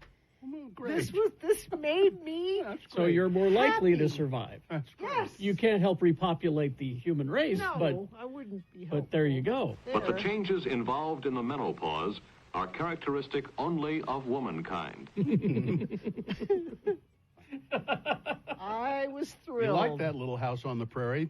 Didn't it bother you that they never mentioned menstruation? The Flex Company, who makes menstrual cups, this is a story about what I was just talking about, said they saw a 400% increase in sales in the 2 days after the episode aired on HBO. 400% increase. Maybe because we the can't- menstrual cup in the apocalypse, that is the preferred method. Well, because it's reusable. Yeah. Reusable, and you don't. Yeah. Is it?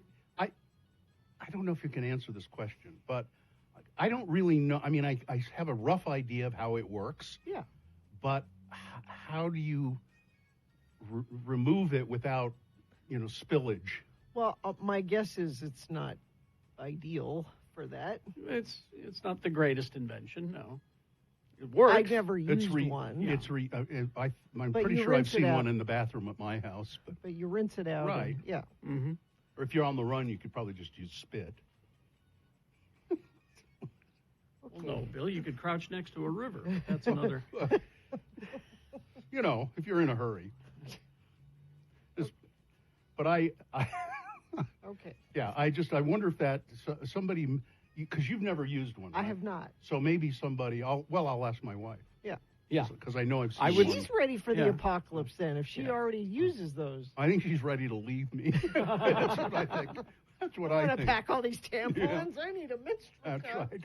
I'm getting out of here. Well, Sue's weighing in. She says, I think there's a lot of women who only think that tampons and pads are the only choice for them. They may not know about the Yeah. The menstrual, menstrual cup or diva cup, as I have heard it called. Mm-hmm. Yeah. Yeah. Yeah. Yeah. This Well, is they a don't- very important detail that I'm glad. I don't think. Do they have TV commercials for it? Because there the used to be. cups? There used to be. I don't see commercials much anymore. There used to be tons of tampon commercials. I have not seen one.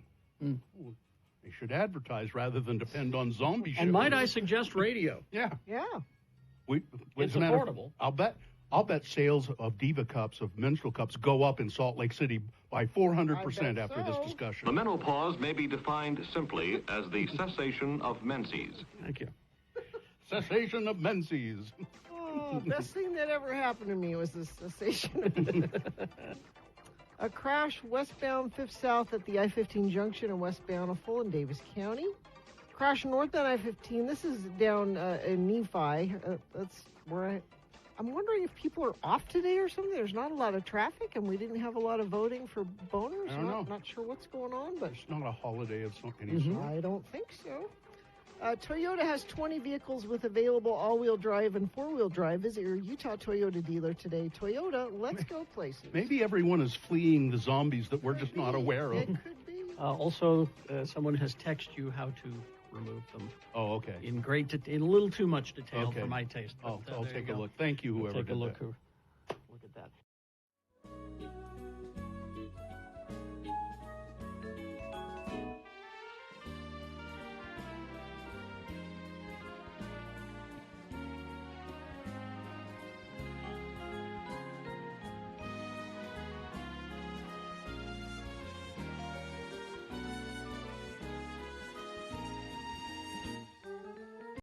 All right, 7:25 right now. Oh, 7:26.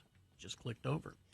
And it is time for Boner of the Day. 3 news stories. These will be examples of bad, stupid, or funny human behavior. You will decide with your vote of these 3 candidates which one is the worst, which one deserves to be Boner of the Day for today, December 4, 2023. We'll give you 2 candidates now, a third after the news. Once you've heard all 3, then you will vote, and one of you lucky random boner voters will receive. I can't buy it. Got to win it. Radio from Hell boner T-shirt. Here's number 1. A man in Ohio. Oh, that'll teach him.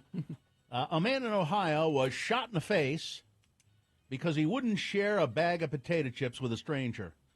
Well, that'll teach him. Get your own bag of potato chips. Melvin Wright, 42, was arrested Wednesday for allegedly shooting a 31-year-old man in the face Tuesday night on the well, it doesn't matter what street it was on. Wright reportedly asked the man outside Lusty Adventures, an adult entertainment club. I was going to say that doesn't sound like a good name for an apartment He building. asked the man for some potato chips, some of his potato chips, but the man refused. And then the victim told police that Mr. Wright then pulled out a large handgun and shot him in the face. The 42-year-old was arrested after he was seen boarding a bus at the Metro Transit on South Broadway Street, according to the Akron Beacon Journal. He was carrying a handgun when he was arrested, the one that probably he used to shoot the guy in the face. And a bag of chips that he picked up from No, he the didn't guy? get. No, he didn't get the He chips. didn't get the chips even. He didn't get the chips. He shot the guy in the face and then took off. You know what my that'll teach question's him. going to be, Pardon me? what kind of chips were they? I mean, Potato. They were potato chips. I said that. I just mean a brand of, no? I don't have Because if they any were idea. those steak chips, I could see. You'd shoot somebody in the face? That's boner candidate number 1. That'll teach him. Here's boner candidate number 2. If it looks nice, wreck it. Volunteers at a local public orchard and garden are devastated after one of the murals made for the garden by a local artist was vandalized this weekend. The Ogwai People's Orchard and Garden is a community collective project that rests near the Jordan River Parkway Trail.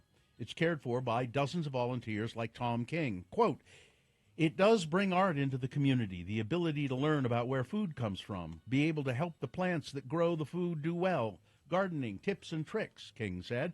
People can be inspired and find education on how to, by virtue of this existing in the neighborhood. King spent his Sunday covering 2 of the 3 murals in the garden with hardboard because of recent vandalism. The artwork represents the purpose of the garden, with 2 paintings on each side of a small cover made by King and another volunteer. The vandalized mural was written in Spanish. King says the artwork has been in the garden for 3 years with no problems, but in the last 6 weeks they've seen multiple incidents of vandalism. On the mural, you can see the faint remnants of a previous tagging incident that volunteers tried to clean up with soap and water. The art installation involves probably a couple of dozen or 24 hours on site of the artists putting the plant there, plus their talent and vision and ability, and it was given to this project, and now it's been defaced, said Mr. King. Mr. King is hopeful that the local artists will be able to rework the art in the spring. He has the idea of covering up the murals with some kind of plastic or something that would adhere to the structure, so if they're graffitied, they could be cleaned or replaced. "I choose to take actions that do have a positive improvement and value to the community, such as commit a portion of my energies to a project that's open to everyone," King said. It's just terrible that people do stuff like that. Yep. If it looks nice, wreck it. Boner candidate number 2. Coming up in a moment, boner candidate number 3. Don says he wants you to guard the vote. But what does he really want? Boner candidate number 3 coming up after this. Big Boy News and Opinioendo brought to you by. Will your furnace and plumbing make it through the winter? Larson HVAC and Plumbing is Rheem Pro certified. Get their $96 furnace tune-up and a free water assessment and 10% off your first service. Visit larsonhvac.com/X96. You know, Nick Cannon has 12 children. The Masked Singer host appeared on New York City's The Breakfast Club radio show on Friday, and he said, "You know, I like to treat my kids to fun things, and I go to Disneyland at least once a month to celebrate special occasions. To celebrate special occasions in my kids' lives, including birthdays and holidays. I think I probably spend $200,000 a year taking my kids to Disneyland." Well, if you have 12 kids, odds are every month is at least one of their birthdays. Do you know how much money I spend at Disneyland a year? A lot. $200,000. I bet $200,000 last year. He said the money often goes to paying for hotel rooms for the kids, a chaperone to take them around the park, and other add-ons with the base tickets for the theme park. Disneyland's expensive already off the top if you're trying to stay at a hotel there. It's not how it used to be. You got to make reservations, he said. 12 kids, but he apparently has somebody else take them around the park, a chaperone or something. Here, kids, you know. And Bruce Springsteen wrote a touching tribute to Shane MacGowan following the news of his death. I spent a lot of time this weekend listening to Pogue's music and just feeling really bad about poor Shane MacGowan. Bruce Springsteen, it was announced on November 30th that MacGowan had passed away peacefully, surrounded by family and friends. So far, the likes of Pete Doherty and Nick Cave have paid tribute to MacGowan. A running list of tributes are online. Springsteen wrote his homage to the iconic singer in a post on social media. "Over here on E Street, we are heartbroken over the death of Shane MacGowan. Shane was one of my all-time favorite writers. The passion and deep intensity of his music and lyrics is unmatched by all but the very best in the rock and roll canon." He shared a memory of the last time he saw MacGowan in Dublin back in May. McGowan was very ill. I was fortunate to spend a little time with Shane and his wife, Victoria, the last time we were in Dublin. He was very ill, but still beautifully present in his heart and his spirit. His music is timeless and eternal. I don't know about the rest of us, but they'll be singing Shane songs 100 years from now. This is the town of Price, Utah, is mourning the loss of the fire chief there, Fitzgerald Peterson. The pain is being felt all over the Utah firefighting community. Apparently, he was a lovely man. Fitz was huge, not just in the fire service, but in every community he spent time in, said Justin Prokopis, an engineer with the Unified Fire Authority, who met Peterson early on in his career. Mr. Peterson passed away on Friday after his years-long battle with cancer. He was 58 years old. I've seen the impact he had, all the friendships everywhere we went. It didn't matter. He always knew somebody, and they always acted like he was their best friend, said Prokopis, remembering someone so dear to him. And I believe that our good friend Stephanie Peterson, I think he's her brother-in-law. It's her brother. Her brother-in-law. Let's see. George Santos says that he will file an ethics complaint against ex-colleagues, and he accuses others of affairs and missing votes due to hangovers. Due to hangovers. Yeah. Santos, the disgraced New York Republican who was expelled from the U.S. House on Friday, spent his first hours as a former congressman railing against his former colleagues and saying he would file ethics complaints against at least 4 of them. Santos told reporters after his expulsion that he was done with Congress. Why would I want to stay here? To hell with this place, he told reporters. And he says he's going to get back at him because he's got... No one's going to believe a word you say, George. And I believe he does not have the goods on anybody. No. He does not have the goods on anybody. He has accusations. Yeah. Police in Moscow have targeted multiple gay-friendly nightclubs and a men's sauna in what appeared to be simultaneous raids, local media outlets said Saturday. The raids come 2 days after Russia's Supreme Court labeled what it calls the international LGBT movement as extremist, in a move rights groups warned could precede a wider crackdown. Yep. Police could be seen standing at the entrance of a nightclub on a street in Moscow where a large dance party was taking place. In the middle of the party, they stopped the music, and then the police began going into the lounges, officers taking photos of people's passports. Bars were targeted, people were jailed, and it will continue. Donald Trump...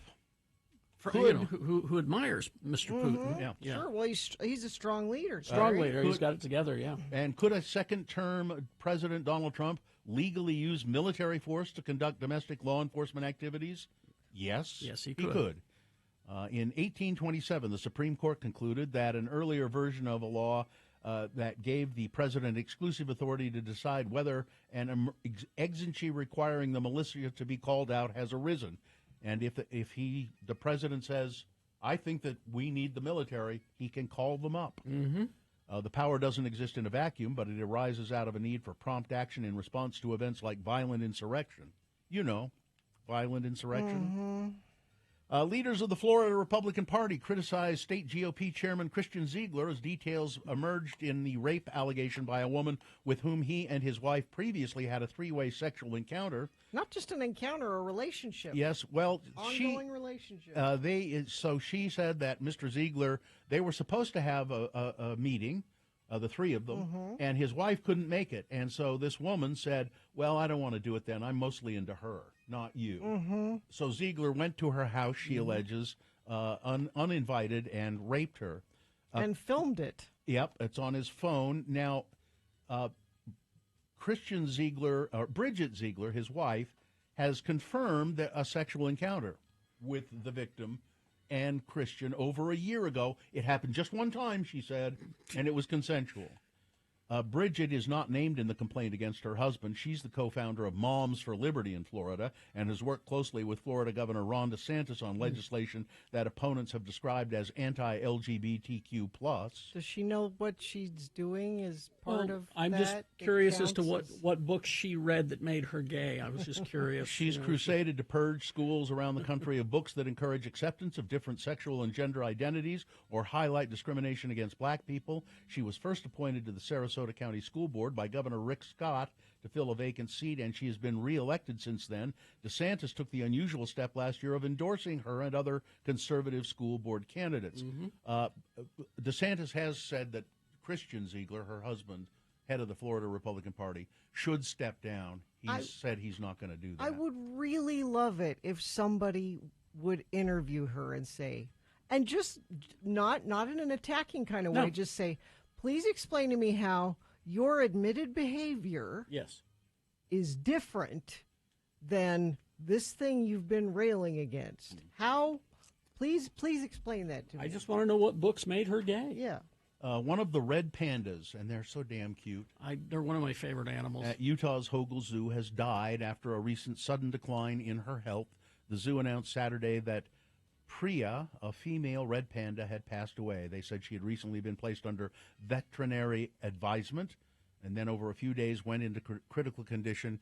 She was taken to the intensive care unit at the local hospital and was there for about 3 days before passing away. Only 5 years old. A panda's average lifespan, red panda's average lifespan, is 8 to 10 years. She had a son who's doing well. Oh. They look like stuffed animals. They don't look real. They're so cute. Yeah. And let's see. Finally, this story. A Florida man is collecting something. I mean, people collect stuff. He's trying to collect 1 million copies of Titanic on VHS. It's his favorite movie. Okay. He said, Titanic is best on VHS. Is it? That's what he says.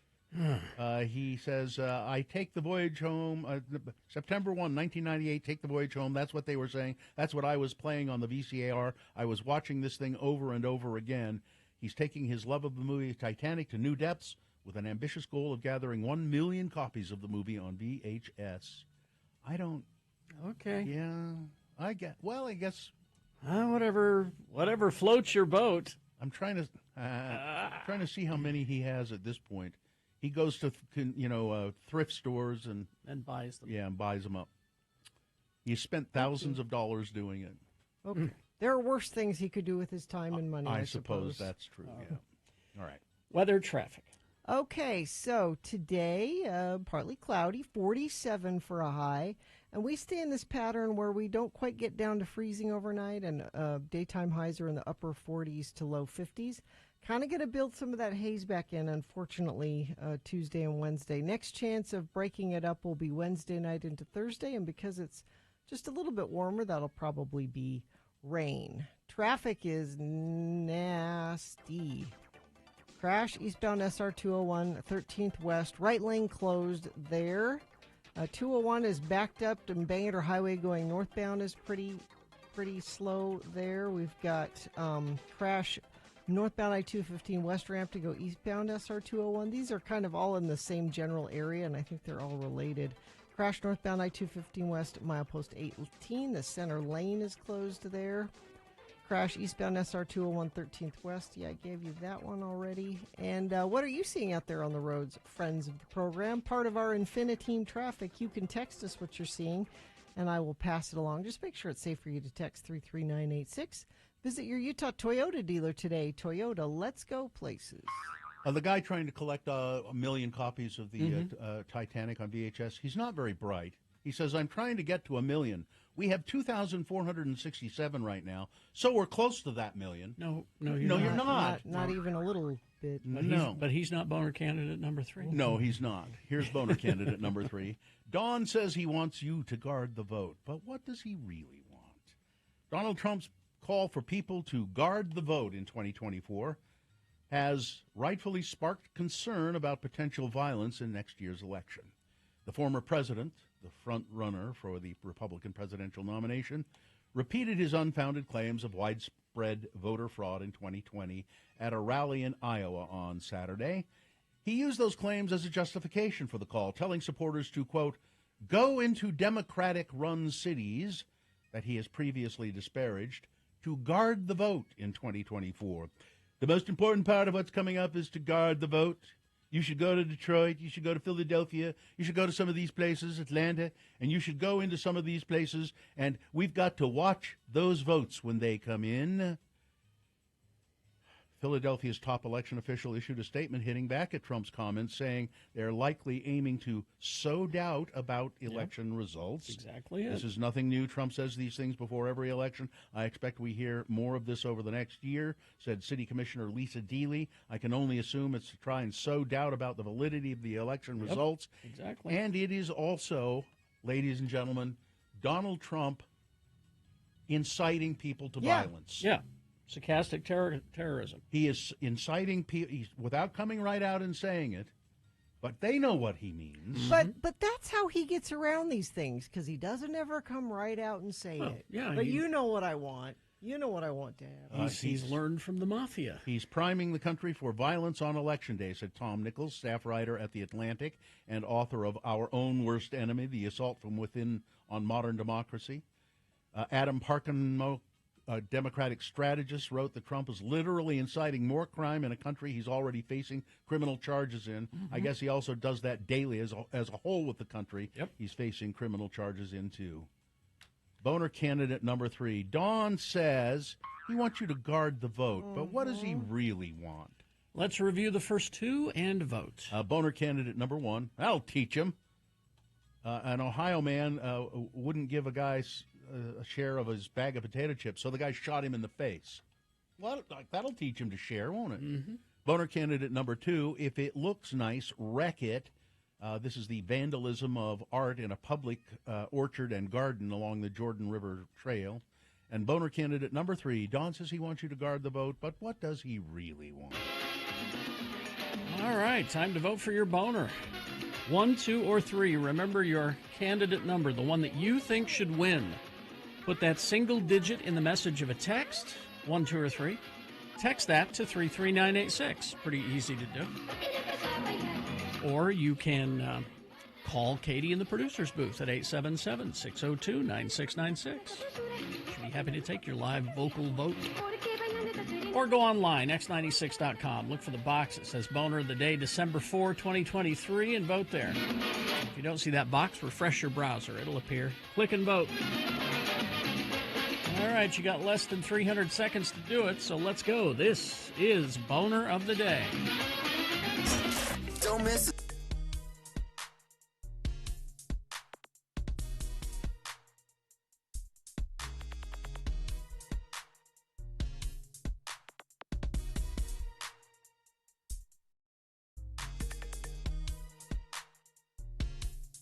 Of course, tomorrow is April Fool's Day. Yes. And you find this, now I just happen to find this from Reader's Digest, which I didn't even know was still around. It says, a trusted friend in a complicated world.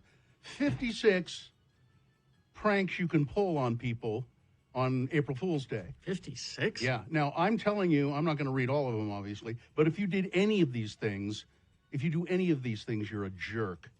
You're a turd. Your friends will not like this. Here's one called Coffee Talk. If you know somebody who drinks coffee and they put sugar in it, sneak salt in the sugar bowl. Don't do that. So that when they put the salt in their coffee. Wouldn't that be funny? No. How about peanut butter and jelly, or peanut butter and laughs, it says here. Get some crunchy peanut butter and surreptitiously smear it on somebody's shoe, because you know what it'll look like, you know what? Dog poo. It'll look like dog. Isn't that be funny? Bug alert. Put out a sign that says this property infested with bugs, and then put it on your front door. Soapy shower. Unscrew your shower head. Unscrew the shower head and put in a bouillon cube so that your family member takes a shower that smells increasingly like chicken. Why would you do these things? What a horrible thing to do. It's the worst holiday. Here's one called Bad Wrap. Completely wrap a loved one's car in saran wrap. Oh, I hate that and one. then shoot silly string all over it. Silly string. Yeah. Silly string makes everything better. Gross out. Pretend that you're going to the bathroom and call your kid asking for toilet paper. When they come into the bathroom to hand you the toilet paper, accidentally smear melted chocolate on their hand when they pass you the roll. No. April Fool's Day. I'm so glad we don't have to work tomorrow, that April Fool's Day is on a Saturday. I'll warn you now. Next year, it's on a Monday. And I have something prepared. Already? Yes. For next year? I've had this prepared for 2 years. Okay. Really? Okay. I'm just waiting for April Fool's Day. It's a prank? Mm-hmm. I'm going to take the day off then. I'm going to ask for it now. I'm going into work day right now. No, you're going to be in on it. Oh, okay. Oh, okay. Yeah, there are 56. There are 56 here. I just please don't do any of these things. Here's a texter. Yes, thank you, friend, for, Yeah. for ruining my coffee and wasting my money. Oh. Yeah. You better buy the coffee for him. Pull the old switcheroo on a bathroom toilet paper roll, replacing it with a large roll of white duct tape. You see? No. Now, Katie doesn't like April 1st because it's the anniversary of the car accident that That's totaled her Rogue 4 years now. Mm. So, and today. Oh no! Wait. Now, are we still? Is our contract run out before next April? No. No, because we. We'll still be here. Yeah. Okay. All right. Yeah. And was gonna today, say. just on a serious note, today, March 31st, it was my mother's birthday. Oh, yes. Nola. Yeah, Nola's birthday, and I remember her fondly almost every day anyway. Yeah, but And, especially. and she died like March 12th, I think it was, something like that. And I went up to the Ogden Cemetery and said, "Hey, Hey, Mom. on March 12th." April 1st is the holiday for every person you know who is passive aggressive. Yeah. If you're going to Savannah, check out the baseball team Bananas. Oh, okay. Total different kind of game. It's on my bucket list. Gina doesn't care for bananas. Yeah. But we like to go to a baseball game. April Fools, my brother put bouillon cubes inside of my shower head. Yeah, we Yeah, talked that's about that just one. the one I read. Yeah. It's terrible. Get a whoopee cushion. These are from the Reader's Digest. I can't believe it. How about, let's see, you want one more here? Sure. One more. Honk. Write on a large piece of paper, honk at me. Tape the sign to the back of your friend's car. So that they don't know it there, and they'll wonder why everybody's honking at them all the time. You see? Yeah. You see? It'd be funny. Okay. Might cause an accident even. That'd be It even sounds, funnier. Sounds like a day to stay in bed. That's Yeah. what it's. Yeah. Just avoid Yeah. the possibility of any of these things happening. All right.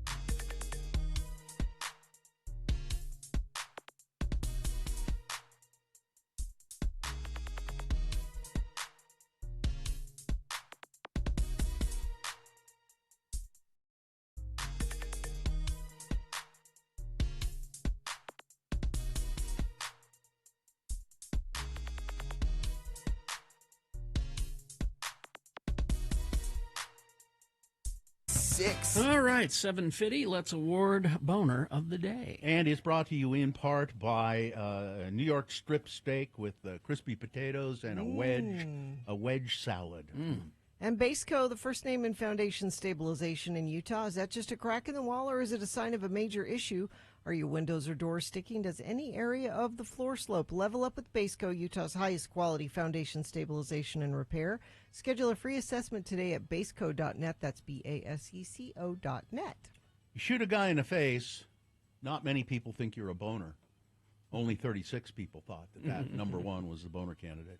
So it was a fight, and a pretty good one, between boner candidate number 2.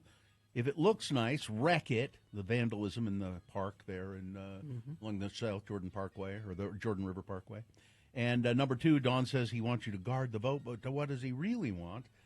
Each of them got over 100 votes, but the winner, going away, Donald Trump, boner candidate number 3. That's your Boner of the Day for today, December 4, 2023. Now qualified to be Boner of the Week. I don't know if this is a list. I guess it's a list. the most popular slang words that the kids are using today, according to their parents. And, I'm a parent of teens. And well, let's see if your kids are using some of these. Well, if this is a list, then I guess. It's Radio from Hell with another list, because people love a good list. X96. Teenagers appear to have a language of their own, and it's keeping their parents on their toes. Oh, do I need to stand up for that? Nearly 3 in 5 parents say that they keep up with modern slang to better connect with their teens, according to a survey from something, an online service. Here are the most common slang words used by teens. Sus. Suspicious. Suspect. You got to suss something out. You got to, or do you just say, No. I suss that? That's sus. That's sus. This is sus. This says sus. Yeah. Yeah. It's sus. It's suspicious. Okay. Yeah. Number 2, bet. Bet, yeah. What? Okay. Like you bet. Like, It's yeah, just you're bet. right. Did you just shorten it? But you Bet. don't say you Bet. bet. It's Bet. just bet. All right. Yeet. Squeet. Is it that? Is it Utah? Utah who? Yeet is, it's tough to understand. The word is added to the dictionary. It means to throw something forcefully. Oh, no. I don't know. That one. It's not one in my. Jeet? That's a different one. Salty. Salty. Why do people say salty? Well, what does it say? I'm looking. They salty refers to someone who appears resentful or irritated. Okay. He's salty. He's salty. Yeah, I mean that's like an old that's term, kind of isn't it? old-fashioned. That in a way, is, isn't it? actually, yeah. And cap means to lie. Now, back when I was a kid, when you would cap on someone, that meant you were insulting them, saying bad things about them, capping on them. Whether kids like it or not, parents admit to using slang terms as well. Bet I do. Bet. Well, I suss that. I still don't know how you quite use that. That's sus. No, it's not I sus. It's like that's sus. They like that sus is used referring like if to somebody says, "Oh, I'm sick. I'm not going to school today." Oh, that's sus. That's suspicious. Yeah. Here it says, sus is used when referring to someone who shouldn't be trusted. Yeah. Unlike the common definition for bet, the slang term has nothing to do with gambling. It's another way to say yes. Bet. You bet. Yeah. Yeah. It's just because kids have gotten lazy. They don't want to say the whole thing, right? Bet. Quite possibly. Bet. Now, do your kids use any slang like that? Jokingly, they use bet, but none of the other stuff really. I'm trying to think. Do I use slang? Sure, you do. I must, but I don't know what. Everyone does. I don't know what slang words I use. Sure, you do. Well, next time you hear me use a slang word, point it out. I need to get Carrie's bell, and I'll just here because I can't. I mean, I'm sure I do, but I just can't think of what I would. Yeah, Trav the Trash Man says Donald Trump is sus. That's a good. There you go. There. That's a way to use it.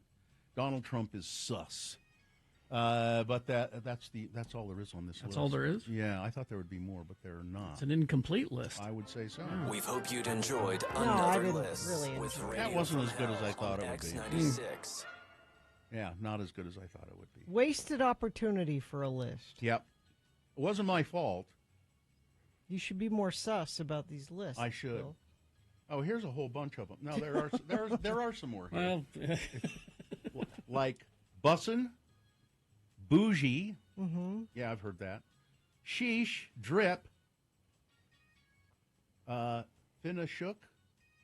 I have no idea what that means, and it doesn't have what it means here. This isn't helping our young numbers. No. Well, we don't have young numbers. That's what I mean. Yeah, we don't have them. We should get some of those. Let's get a teenager in here, shall we? Well, they're at school. Oh. Or they should be on their way. Not on their way, though, if the eastbound 201 is part of their commute. Still, multi-vehicle accident causing major slowage eastbound SR 201. There's 3 or 4 different accidents associated with that same area. Crash northbound I-215 west at milepost 18. There's an accident there. And then up to Legacy. Crash southbound Legacy Parkway, milepost 7. Left lane is closed there. Stop and go traffic all the way through there on Legacy.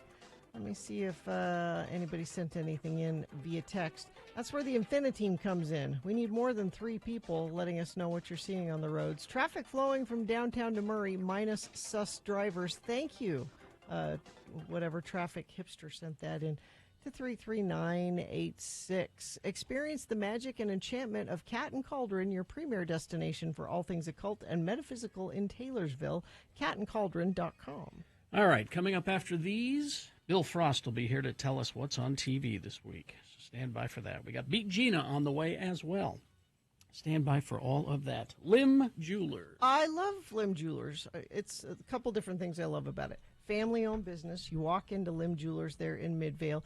You're going to meet family members there that are making custom jewelry. They've been in business for 74 years. They custom make things. Now, they have all kinds of cases with things that they have already made, diamond studs, bracelets, an entire diamond stud selection, by the way, they have on sale now, 20% off. That goes through the 23rd of December. But maybe you want to have something special made for somebody, a custom item. They will make that for you. Now, of course, the earlier you get in, the better if you want to get this done by Christmas. So you need to go to Lim Jewelers. You can go to their website and you can see some examples of some of the things that they do, limjewelers.com. You can call them, 801-561-5462, or you can just go into their Midvale store and talk to them. They're nice people. They'd love to help make your December and Christmas gift giving a little bit easier. Make the perfect present. Wrap up something brilliant and beautiful from Lim Jewelers.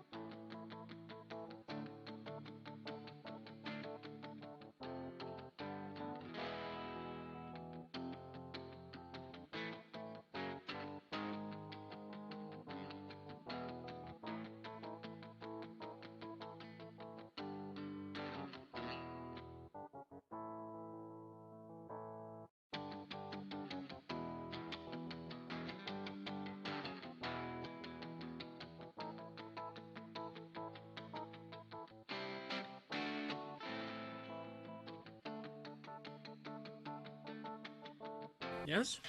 Yes, like Victor in Linden. He made use of the text line. Linden. He said, hey, I'm out here in Linden. 33986. Okay. Bill Frost, brought to you by? CableTV.com is the place for expert reviews, recommendations, and resources for discovering the best cable, satellite streaming, and internet services near you. Maximize your entertainment with CableTV.com today. Well, he's here in the studio. Bill Frost. He's a writer for City Weekly, and he's a podcaster. You can go find his podcast wherever fine podcasts are obtained. It's called TV Tan. Yes. And then he's a musician, and you'll find all kinds of stuff at billfrost.tv. Yes, you will. All right. What's going on? Still not out of stuff yet. No. Tomorrow on Paramount Plus, Geddy Lee, probably one of the most famous bass players there is. Yeah. Rock bass players. He has a new docu-series called Geddy Lee Asks, Are Bass Players Human 2? All right. I like the idea of this. It's a 4-part series. Get it? 4 strings. Okay. Yeah. And he's hanging out and talking the low-end life with people like Chris Novoselic of Nirvana, Melissa Oftermauer, who played with Hole and Smashing Pumpkins, Robert Trujillo from Metallica, and Les Claypool from Primus and 500 Side Projects. Yeah. And, they're just hanging out and talking bass. Okay. All right. On Thursday, I mentioned this only for the title. It's on the Lifetime Movie Network. Gina, this might be for you. Yes, I'm listening. It's called Silent Night, Fatal Night. Well, that doesn't sound like a love story. Well, that sounds like murder. Well, you're right. Okay. Well, you're kind of right. Oh. It's about a best-selling mystery novelist who, I just want to retire. I want to stop writing these things, even though it's a big, successful franchise making a lot of money. Her manager has other ideas. No, I'm going to kidnap you, lock you up in my basement, and tell everybody you're dead, and you're going to crank out a big cash-out posthumous novel for me. Okay, it's kind of like Misery. I was going to say that's Misery. I don't get it. Yeah, it's over Christmas. So they've managed to combine a Christmas story with a typical Lifetime story, kind of. Who's in it? Nobody you've heard of. Oh, okay. I didn't recognize any of these names. Okay. All right. Yeah, and I sent Rebecca Frost a message about this last night. She seems very excited. The Archies is basically Bollywood Riverdale. It's on Netflix on Thursday. Huh? It's you're taking this takes place in Riverdale, India. Oh, okay. It's a Bollywood. They have teens there. It's a Bollywood take on the classic Archie's tale, Archie Comics tale. Okay. Okay. It's a musical. I was going to say, are they going to sing and dance? Course, Of course, it's Bollywood. Yeah, it's set in 1964. All right. So they're doing it period specific. Yeah, they're doing very classic Archies here. All right. Thursday, Sam Esmail, Mr. Robot. Yes. He has a new movie out on Netflix called Leave the World Behind. It's about a couple played by Julia Roberts and Ethan Hawke who set up in an Airbnb. Okay. I'm excited about this movie. Yeah. And but then a mysterious cyber attack takes out all communications everywhere. Everywhere. And so here we are in the Hamptons in this strange house. And they're stuck there. Yeah, and Mahershala Ali and Mahala Harold, who turn up, say, "Hey, this is our house." Because it's an Airbnb. Yeah. But we never saw anybody during the transaction. So are these people really who they say they are? Oh, okay. Yeah. Well, that should be pretty easy to prove, I would think. No, not if you don't have the internet. So there are no There's nothing. physical papers Nope. that say I Everything's own. Whenever have you rented an Airbnb? Do you have? Well, what I'm saying is that Oh. Mahershala Ali could Oh. present documentation to prove that. You're overthinking. You would I think. know. All right. I don't trust it. Yeah. And on Hulu on Friday, a new British series called Culprits, starring Gemma Arterton. It's about a kind of a Ocean's 11 type heist crew. They pull a big job. They go their separate ways. Years later, someone turns up and starts, an assassin turns up to start targeting each of them. So they have to get the band back together to figure out why someone's out to kill them. Oh. Or is it someone among them? I'll bet it's someone among them. Yeah, probably. Yeah. And I don't know who's going to be excited about this, but Mr. Monk's Last Case, a Monk movie on Peacock on Friday. I think a lot of people will really like that. Yeah. Yeah. I'd totally forgotten that back between 2002 2009, this show was huge, raking in 9 million viewers a week. It was huge. Yeah, And this movie has did it have some interesting co-stars in it. Well, I know some of the cast are back, like Traylor Howard and Ted Levine. Oh, that's who Ted they were regulars on the TV series, and so Monk is back on the case. We get to find out what Monk was doing over COVID. Ooh. Oh, yeah. How did he survive? We're gonna find out. Oh, Yeah, poor Monk. I'm thinking he was in heaven. Yeah. And his stepdaughter's fiance has been murdered, so he's got to solve that. Okay. And for the kids or the people with kids on Friday on Disney Plus, Diary of a Wimpy Kid, Christmas Cabin Fever. It's a Christmas special. Yeah. Diary of a Wimpy Kid. They've got so much Christmas programming on that Disney Plus. Oh yeah, tons of it, and none of it looks good. But it's wholesome. What's the Monk movie on? It is on Peacock. Okay. And on Friday, also on Friday on the Roku channel, Demi Lovato has a Christmas special. Oh, I'm watching called that. A Very Demi Holiday Special. All right. Your guests include Tiffany Haddish. Oh, geez, I won't miss it. Yeah. Singer JoJo, Hailey Bieber, drag star Trixie Mattel, and Paris Hilton. Okay. Thanks. All right. And this is her first holiday special, but during my research, my in-depth research for this, Demi Lovato did appear on Eric Andre's New Year's Eve special in 2012. It was Eric Andre's New Year's Spooktacular. And it's on YouTube, and I suggest you look it up because it's hysterical. Of course. Yeah. Okay. Saturday Night Live on Saturday, hosted by Adam Driver. Yay. Yes. Musical guest Olivia Rodrigo. Sunday, Science Fair the series. What? Apparently there was an Emmy Award-winning documentary movie called Science Fair. Behind the scenes of kids, doing the science fair, doing their projects. So now they're having their parents do the project. Yeah. So they've spun it out into a series, a reality series about kids going to nerds going to the science fair. It's cutthroat. This is a big deal. It's beyond just building a volcano. Yeah. Yes. Not a volcano. That's the only science fair project I can figure. There was a kid who did that for a science fair project. He came up with some. I mean, that's probably is what it's about. There are kids coming up with amazing sciencey things. All right. Sciencey things. Sciencey things, and that's it for the weekend. I think it was last week I told you about there were 2 Christmas movies coming out. One was Genie with Melissa McCarthy. The other one was Candy Cane Lane with Eddie Murphy. I said the Melissa McCarthy one was probably be good. The Eddie Murphy one probably not so much. Reverse that. Really? Yeah, the Genie movie, it's like we had a good idea and forgot to write it. Yeah. Whereas And the Candy Cane one, I it's can't actually imagine pretty good. That was good. Really? The Eddie Murphy one. I'm shocked as you are. right. Yes. All right. It's worth checking out. Okay.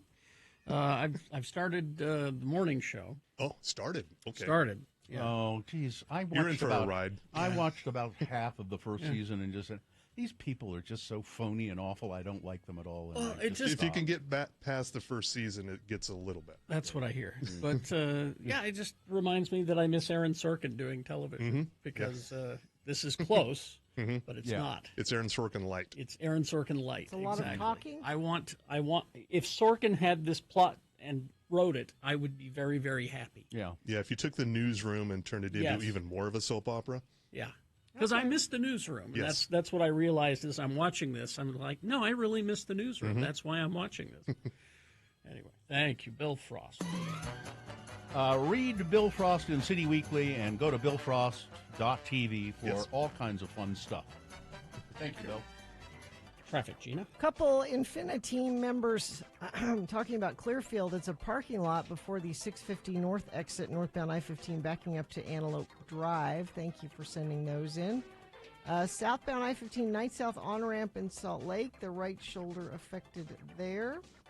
Crash northbound I-215 west ramp to go eastbound SR-201. Right shoulder affected there. Finally, that eastbound 201 mess looks like it's clearing up, so that is good news there.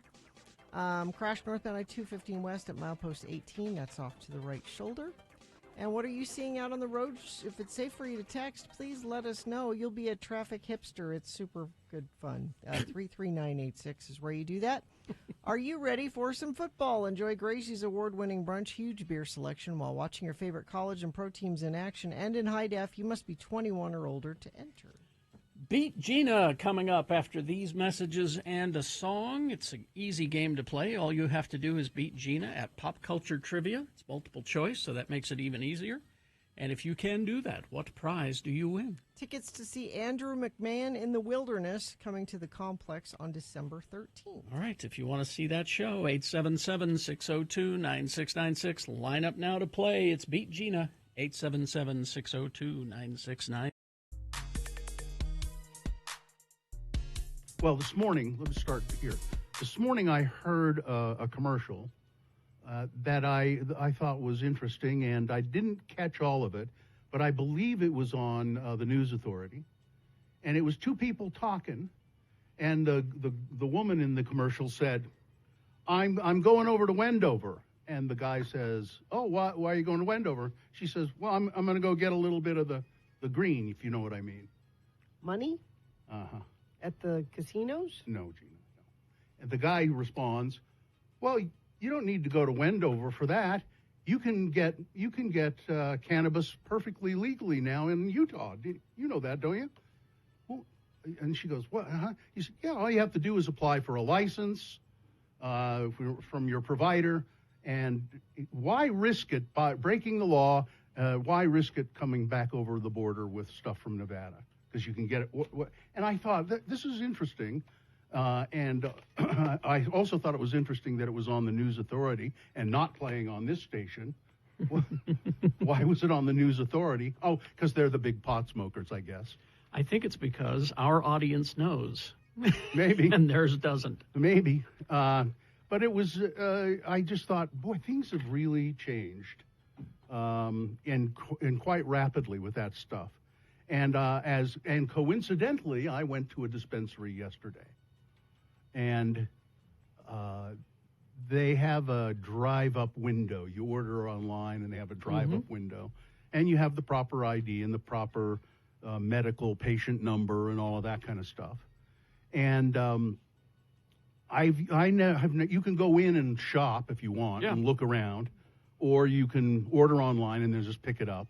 And I've never been inside the store, but I can see through the, and it was packed with people looking at whatever just, items they have there for sale, cannabis items of all kinds. But you have to have a prescription. Yeah, you can't just go in and buy it. It's like a license. I don't know if they've changed it since they started, but when I got mine, my doctor had to say, yes, this is okay, and only certain doctors. Not every doctor has the ability to do that. The doctor himself has to go through a little bit of a training session and to become a doctor who can then prescribe that stuff for his patients. And, but the store was just incredibly busy. There was a line at the drive-through that I was at. And I just thought, this is amazing what's happened over just the last 3 or 4 years. And I remember thinking and saying on the radio, I don't think this will ever pass. They'll figure out a way, the legislature will figure out a way to, even though the petitions, the initiative was passed by the public said, we want this. But I kept saying, no, the legislature will figure out a way to get rid of it. But they didn't. I don't think they didn't even try, really. They just tried to help mold the policy a little bit. And you can get a variety of products. And you can't get it to smoke, though, right? Isn't it all just edible? No, it's not all edibles. Okay, here's the distinction. You can get it to vape, but you can't get it to, roll and smoke. Yeah, that's what I meant. You can't get the actual flower. No, you can get flowers, but you have to put them in a little electric vaporizer, and it immediately, it just burns it and it shoots it into your mouth. But you can get flowers, and you can get that kind of stuff. And but what was really crazy to me was, as the woman was handing me my order, she said, I really love your morning show. It is so great. I listen to you guys on my way to work every morning when I'm coming here to work. This is all just a story about how you were recognized at the dispensary? That's No, I mean, that's really. the punchline? So Well, you been that's- smoking hop? Yeah, that is the punchline. Because there is no other punchline other than that it's just... Is it expensive? Yeah, kind of. But I think it's kind of expensive. Somebody says, Bill, I was behind you at the drive-thru at Dragonfly. Really? Oh, God. Well, there you go. There's our crowd right there. So may I ask what you Yeah. use it for? Is it for pain? This was a topical lotion, kind of, and it works very, very well on certain kinds of muscular pain. Oh. And it's loaded with cannabinoids.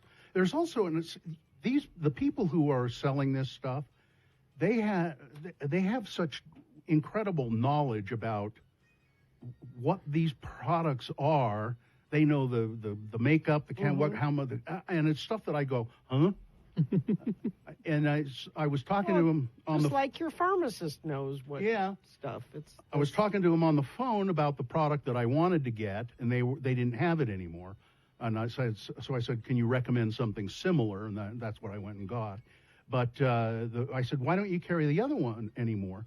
He said, well, some places are still carrying it, I think, but there was some question about synthetics.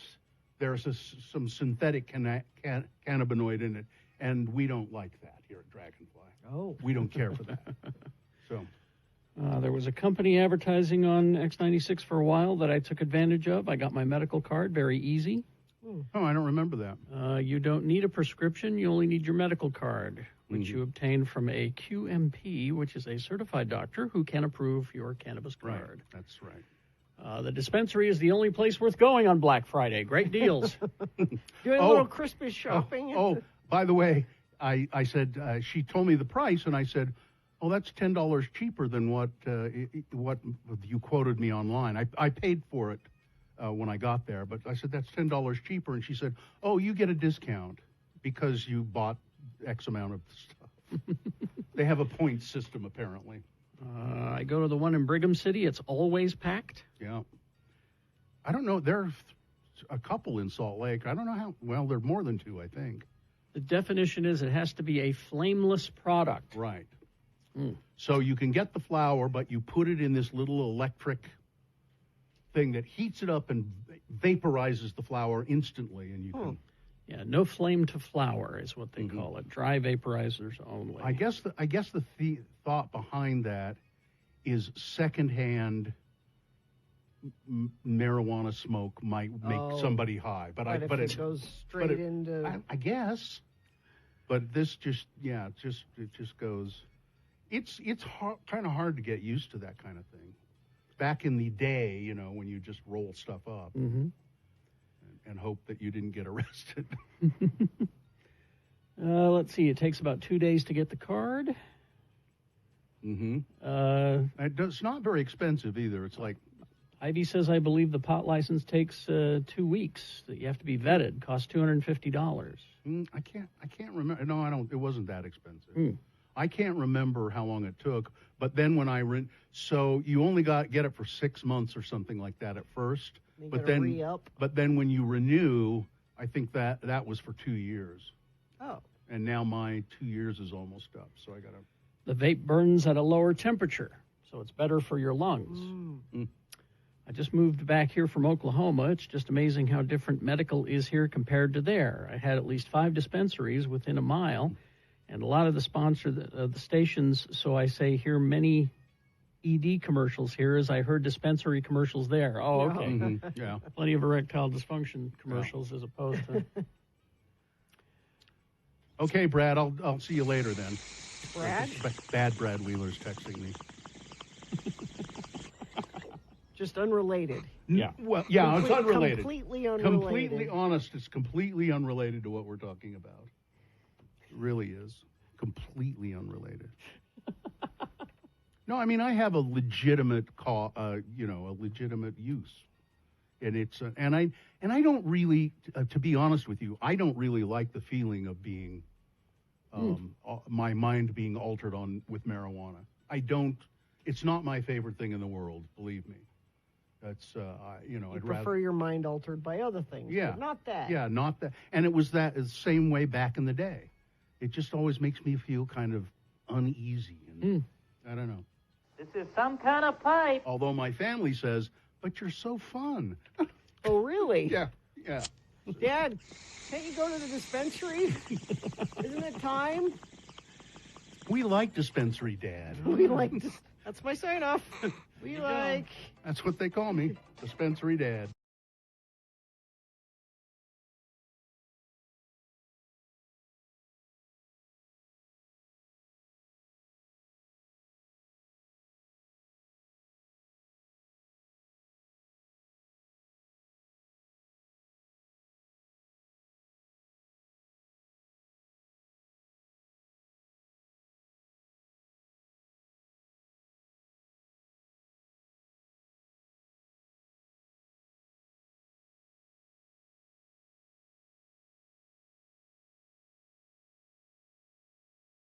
Day in 1989, Electronic, which is a supergroup. I was going to say, that sounds an awful lot like the Pet Shop Boys. It's a supergroup featuring Bernard Sumner of New Order, Johnny Marr of the Smiths, and guest vocalist Neil Tennant of Pet Shop Boys. Released the debut single, Getting Away With It. On purpose? On purpose. No, it's on purpose. On purpose.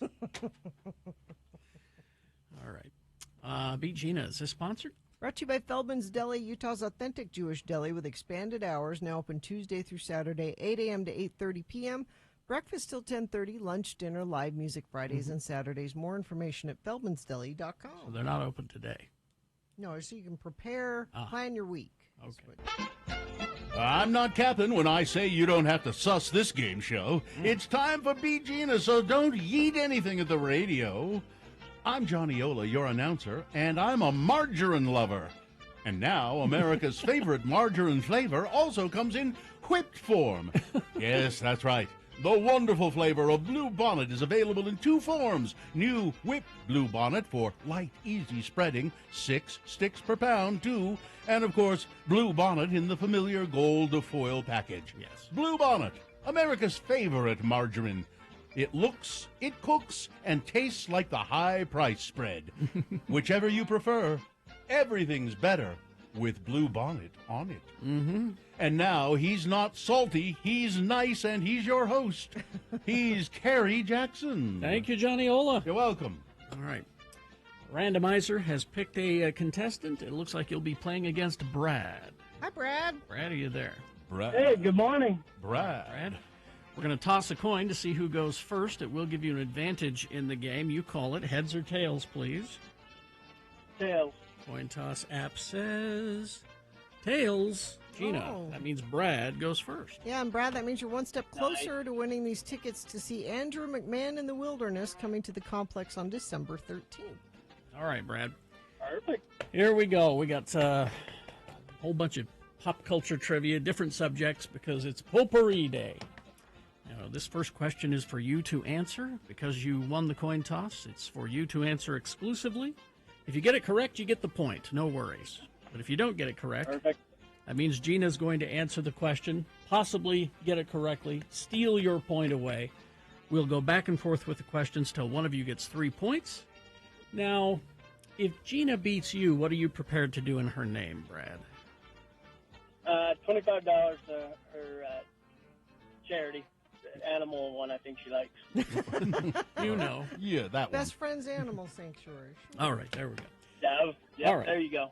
First question for you, Brad. Let's go with some Disney cartoon movie trivia. Treasure Planet is one. Oh, wait, no, this first question is about Hercules. Hercules in 1997. It went over budget. What was proposed to help out the costs? Was it 1, to pay Danny DeVito with a boiled egg for this trying time? Was it 2, James Woods proposed to refund his salary. 3, have only 2 voice actors / singers instead of 5 for the muses and loop the parts. 4, replace Rip Torn as Zeus because the whiskey bill was enormous. He even hit Norman Mailer with a hammer. What is the answer? Oh, man, as a total guess, I'm going to go with 3. Have only 2 voice actors / singers for the 5 muses? Terribly sorry, No. that is incorrect. I would have guessed that same thing. So, is that jerk James Woods offering to do something nice? I know it's hard to believe. 1 point for Gina. Yeah. Gina. Yes. Treasure Planet. Okay. A Disney cartoon. While searching for Treasure Planet, the main character, Jim Hawkins, runs into a robot named Ben, B-E-N. What does B-E-N stand for? Is it bioengineered nebulizer?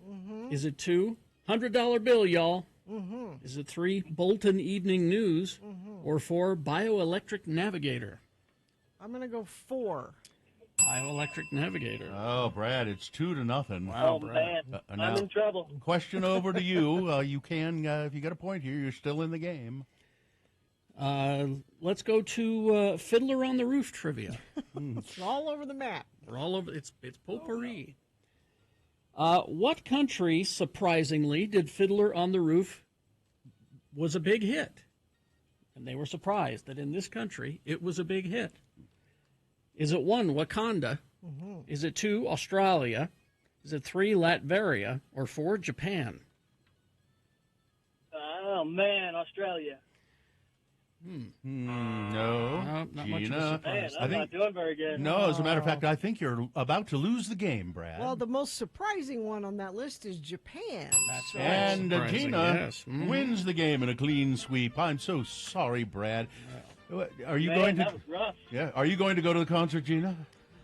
You know what? I'm not. So since I'm not, I may as well. I don't want these tickets to go to waste. So I'm going to go ahead. And even though I beat you, Brad, you've got tickets to see Andrew McMahon in the Wilderness coming to the complex on December 13th. There you go, Brad. What a good sport. Thank you. What a good sport you are, Dana.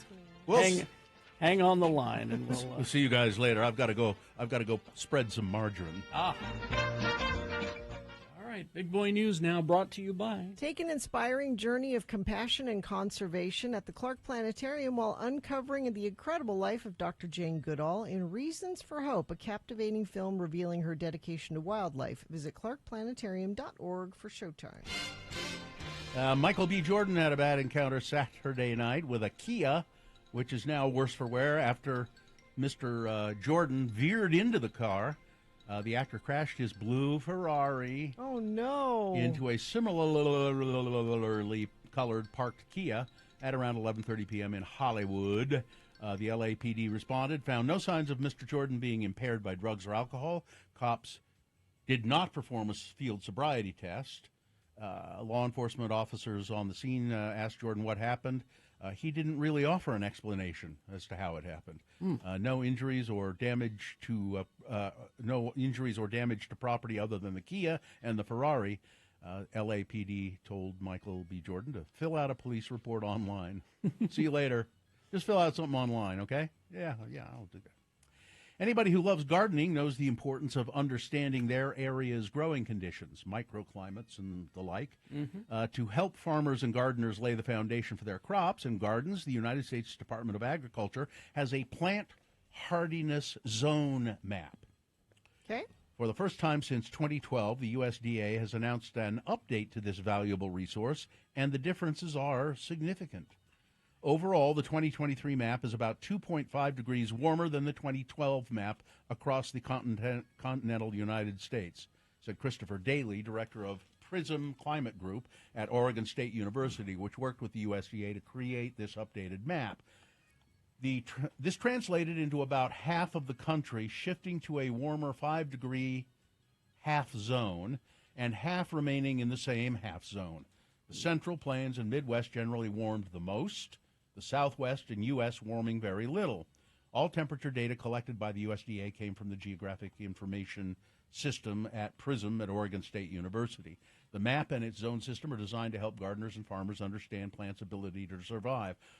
well, what this is telling us is that the plant hardiness is, the country is warmer, and some plants are not doing well because of that. That's not good. No, it's not. How about our celery crop? I don't know about that. Okay. I think we need Carrie's to start now growing all celery interested again. in celery. I've always liked celery. I love celery. Yeah. I'll just get a piece of celery out of the refrigerator Yeah. and just chew it. It's good. The Olympic cauldron that lit up Salt Lake City over 20 years ago shined again Friday to celebrate the likely return of the Winter Games to Utah. Olympic cauldron lit in celebration of the Games. Former Olympic athletes and those hoping to participate in the 2034 Games gathered outside Rice-Eccles Stadium for the ceremony that came days after the International Olympic Committee named Salt Lake City its preferred host. That's not it. Nope. That's an Olympic cauldron somewhere else. Somewhere else.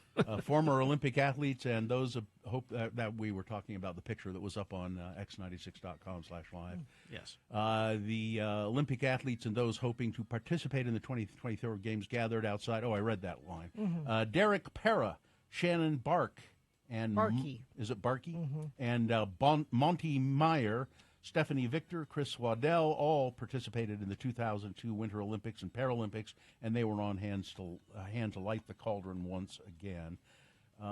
It doesn't say here if it's remaining lit or it's I if don't it's think still so. on at this point, or I don't think it just for a day or something. Yeah. But again, the Olympics probably coming to, and you can see on my face how excited I am.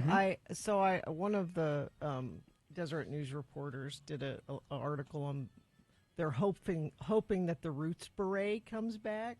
Do you remember the Roots Beret? I think the Mayor Mendenhall was wearing one at the ceremony. Yeah, she had saved hers. Now, I had one at the time because that was the thing.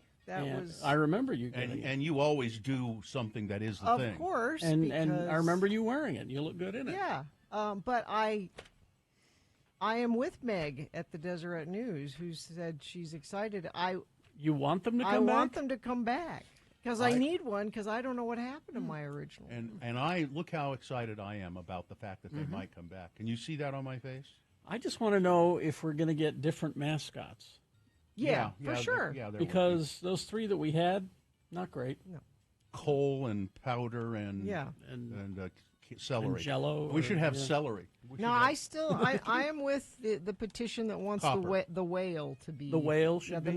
ninth whale to be the mascot for. Well, that would make no sense at all. Sure, it does. It makes as much sense as a whale jumping out of a traffic signal Exactly. at 9th and 9th. And there will be news outlets from all over the world doing little bits on why is it a whale? Why is it a whale? Allie Kolosky, who is setting out to run 30 miles around the 9th and 9th whale on Saturday, I guess this is probably this past Saturday, to pay homage. Let's see, what's the date on this? I think, no, this is today, so it must be coming this Saturday. To pay homage to its role in bringing Utah the most snow on record last season. What role did the whale play in bringing snow to the... People think that the appearance of the whale, Bill, you got to believe in the whale, that the appearance of the whale coincided with this record-breaking snowfall year that we had. Well, Gina, we all know it's because Spencer Cox prayed. That's why we got a lot of snow. You can see probably, Gina, on my face how much I believe that. To celebrate the Utah Avalanche Center's role in keeping those who played in that snow safe, the snow started falling on April 2022, shortly after the unusual, colorful, and colossal whale sculpture first breached the center of the roundabout at 9th and 9th. This is proof positive right there. Proof positive. You can see that I believe that it is proof positive. Prior to the arrival of the art installation called Out of the Blue, it had been a long, dry winter in Utah. Afterward, it seemed the snow would never stop. The precipitation returned last October, and over the next 6 months delivered the state its snowiest season on record, besting the previous record by a couple of 100 inches. Pinning the abundance of snowfall on the magic of the whale became an inside joke among many of the city's residents and Gina Barberi. Gina is one of the city's many residents. I am. Yeah. I'll say this. Two things. First of all, question, does the whale have a proper name? And 2, it better be bulgy. I think, no, it should be Whaley. Better be bulgy. It should be bulgy. In an interesting turn of phrase, considering Kowalski plans to run an ultramarathon around the Whale on Saturday. Which is difficult to do because... She's going to get dizzy. Well, and lots of people have done the marathon around the Whale, and you have to keep switching directions. And she's going to do an ultramarathon. This is 800 laps. Trav the Trash Man about the Olympic mascot says it should be Jason Chaffetz's $90 turkey. We did get a lot of snow over this weekend. Some of the snow totals as of Sunday night. Alta has 45 inches, Snowbird 38, Tony Grove 33, Brighton 37, Solitude 29 inches of snow. And I believe all those places are open for business. Snow has caused travel chaos in Central Europe. Flights were grounded at Munich's airport on Saturday after a winter storm dumped snow across southern Germany and parts of Austria, Switzerland, and the Czech Republic. After initially announcing a halt in air traffic until noon on Saturday, the airport later announced flights would be canceled until 6 a.m. Sunday. Other airports in the region, including the Swiss financial capital Zurich, also announced weather-related delays and cancellations. The Parliament could consider the nuclear option of stripping Harry and Meghan of their royal titles under bombshell legislation to be proposed this week. What? Conservative MP Bob Seeley is putting forward a bill that would deny the couple their Duke and Duchess standing as the royal family becomes increasingly engulfed in racism, the racism row fueled by the pair's unofficial mouthpiece. The Isle of Wight MP wants to adapt laws originally passed in the First World War to deny German nobles their British titles. His bill would force the Commons to consider turning Harry and Meghan into plain Mr. and Mrs. Sussex at a time when the couple are under mounting pressure to break their silence over incendiary claims made by author Omid Scooby. His book, Endgame, has reignited a race fight when a Dutch translation named the king and Kate Middleton as the senior royals alleged to have speculated about the skin color of Prince Archie. Mr. Seeley said he had to act because of the attempt to use race to smear the royal family, which he called poisonously insidious. So this guy's putting this legislation up because he's a dick. Essentially. Basically. Yeah, essentially that's what it is. And is that it? Yeah. Okay. Sports weather traffic. Well, you've got the Utes going to the Las Vegas Bowl at Allegiant Stadium. That game's going to be on Saturday, December 23rd against Big Ten program Northwestern. I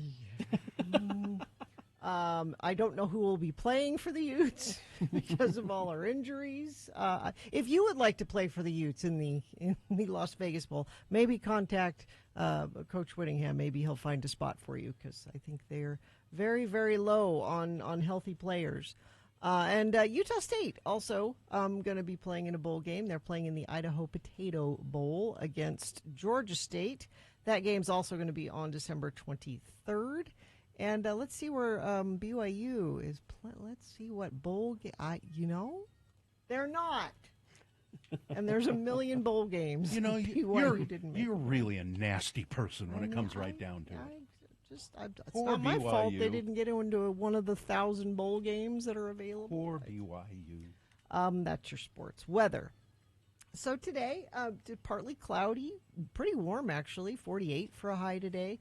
And we stay in the upper 40s during the day, and overnight lows not dipping below freezing. So if we get any precipitation, it'll be rain overnight. Going to have some haze building back in, unfortunately, Tuesday, Wednesday.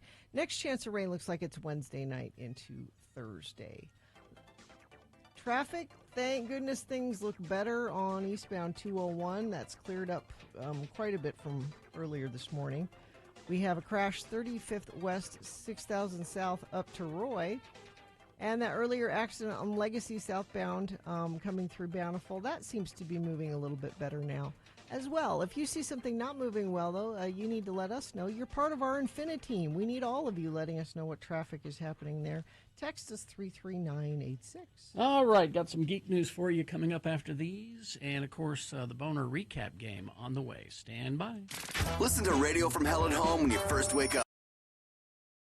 You can DoorDash Larry H. Miller Megaplex. Megaplex popcorn? Yeah, gigantic tubs of theater popcorn. That's kind of fun if you're having a family movie night. Yeah. Oh, Payday has caramel.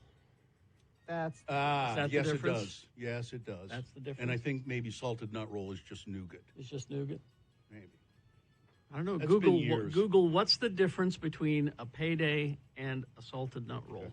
And I'll bet it comes right up. And let's not talk about cherry Olette. No. You ever have one of those? No. What is that? Does that have nuts in it? I think so. A cherry Olette is and it's kind of round, dome-shaped candy bar thing. And you bite into it, and it's filled with cherry-flavored cream, as I recall. And I think there might be some nuts. Yep. And some little bits of cherry, chewy little cherry. Delicious. Bits. Okay, here we go. All right. A Payday candy bar has the same sweet, salty thing going on, salty peanuts and peanut butter with golden caramel. The salted nut roll has a nougat center. Has the nougat center. Okay. Yeah. I prefer a salted nut roll then. You like the nougats. But I'm not sure where I can get one. Anytime I go look at the candy bars, I don't see them. They're not the most common, but I'm sure I see you the get Payday all the time, but I don't see the salted nut roll. Who makes the salted nut roll? Does it say? Let's see. Is it like M&M Mars or some big company? Pearson's candy. Pearson. See, that's why I don't see it as much. Yeah, I just looked up cherry Olette.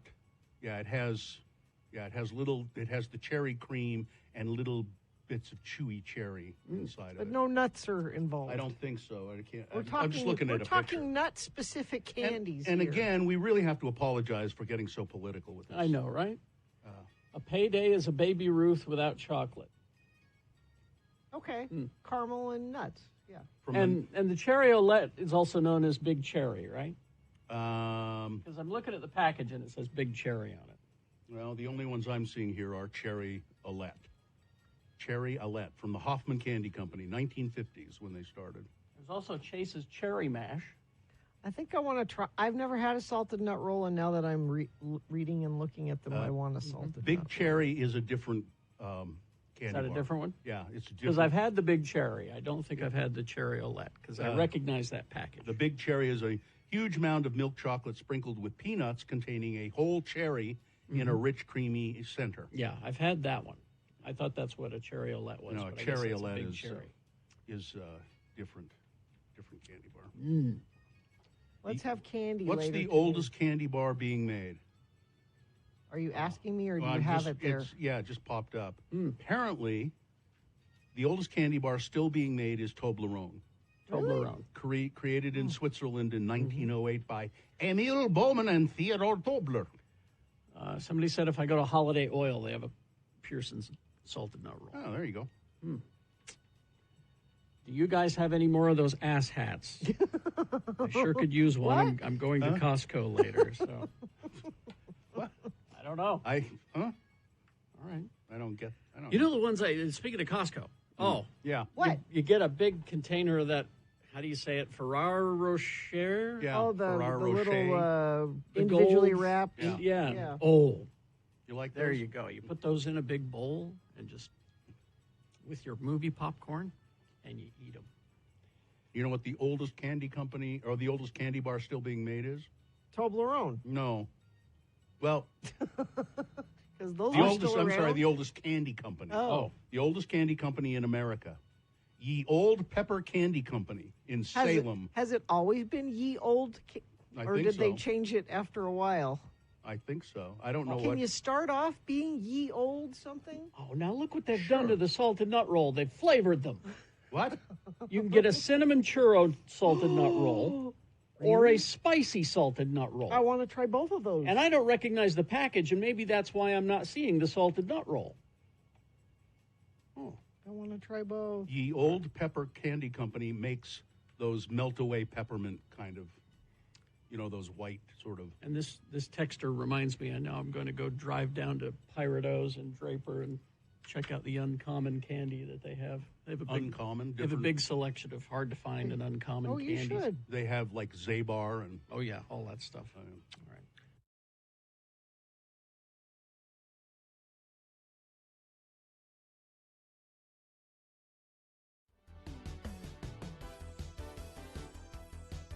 3986. Is sponsored, Gina? Yes, looking for fun gift ideas for the holidays? Check out Haster Games for board games, Magic the Gathering, Pokemon, miniatures, dice paints, and much more, located at 6831 South State and online at hastergames.com. Okay. Got a lot for you today to watch. Because you don't work at work, you just watch trailers and stuff at work. Mm-hmm. Imagine my surprise when I woke up this morning and right there in my mailbox was a trailer for a movie that I wasn't anticipating. But there it is, and it looks pretty cool. Godzilla X Kong, The New Empire. Oh, yeah, I saw that. Yes. For most of human civilization, we believed that life could only exist on the surface of our planet.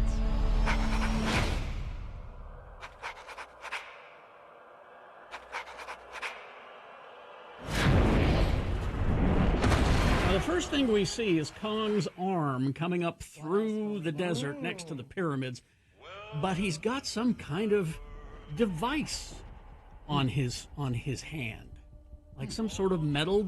Okay. Like I don't want to say glove, but it looks like some sort of medical device. Okay. Gigantic. We could possibly imagine. Miracles I get. Still. Now the thing about this movie, it's Godzilla X Kong, not V Kong. So what does that mean? They're teaming It's a up? mighty monster team up. Oh, okay. Yeah. That's not Kong. The latest feature in the MonsterVerse follows the events of Godzilla vs. Kong, which we saw last time, where we got to see the apex kaijus finally fight for supremacy. But from this trailer, New Empire, apparently there's some sort of menace that can only be defeated if Kong and Godzilla team up. Must be really bad. It's very scary. Stop this on his own. He won't be alone. So what do? They thaw out Godzilla so he can team up with Kong to fight this horrible thing, whatever it is. There we go.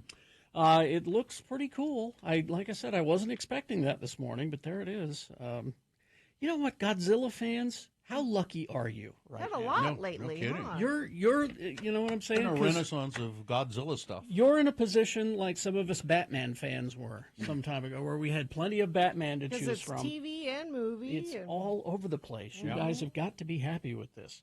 Now, let's see. Another trailer that we got, and this one dropped on Friday, was for Furiosa. Now, Furiosa, of Whatever course, you have to do. from Mad Max Fury Road. However long it takes. Promise me you'll find your way home. Furiosa. So, 45 years after the collapse, a young Furiosa is taken from her family. She will devote the rest of her life to finding her way home. This is her odyssey. So this is a prequel. This is a to- prequel. Charlize Theron is not in this movie. But playing a young Furiosa is Anya Taylor-Joy. And she's joined by Chris Hemsworth as another evil warlord. And the thing about Hemsworth's character, here he is.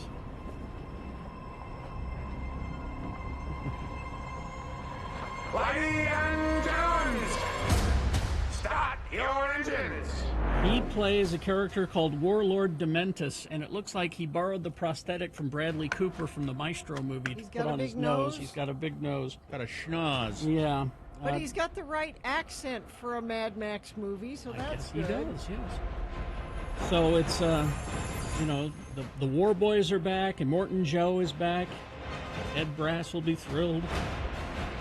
But it puts her in the middle of a war for dominance between Immortan Joe and Warlord Dementus, played by Chris Hemsworth. Warlord Dementus, May 24th, 2024 for Furiosa. So enjoy watching that today. This all kinds of stunts. There's a part where Hemsworth is wearing a Thor-like cape, which I thought was kind of fun. I hope he's playing it for comedy.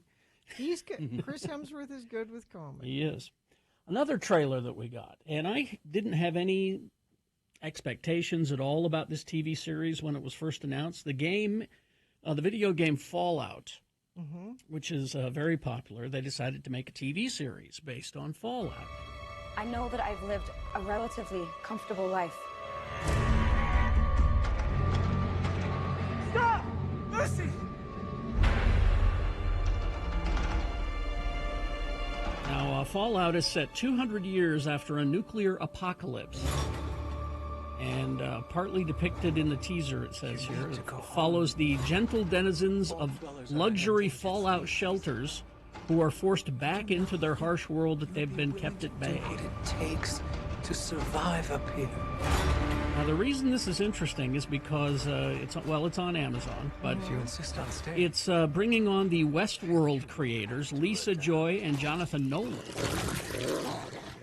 They're developing the series.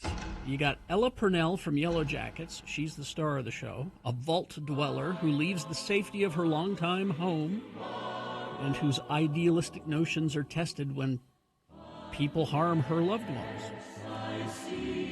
Now, some of the characters in Fallout are ghouls, and Walton Goggins plays the main ghoul.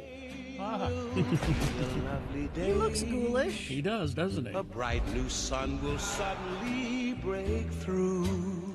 So this is coming April 12th to Prime Video. It looks pretty cool. And like I said, with those guys behind it that are from Westworld, I've got a lot of faith in this. They know their stuff. It's going to be bloody, I'll tell you that. And there's also a Season 4 trailer for The Boys that I can't play for you. Lots of bad words. Bad words in The Boys. Let's see. And finally this.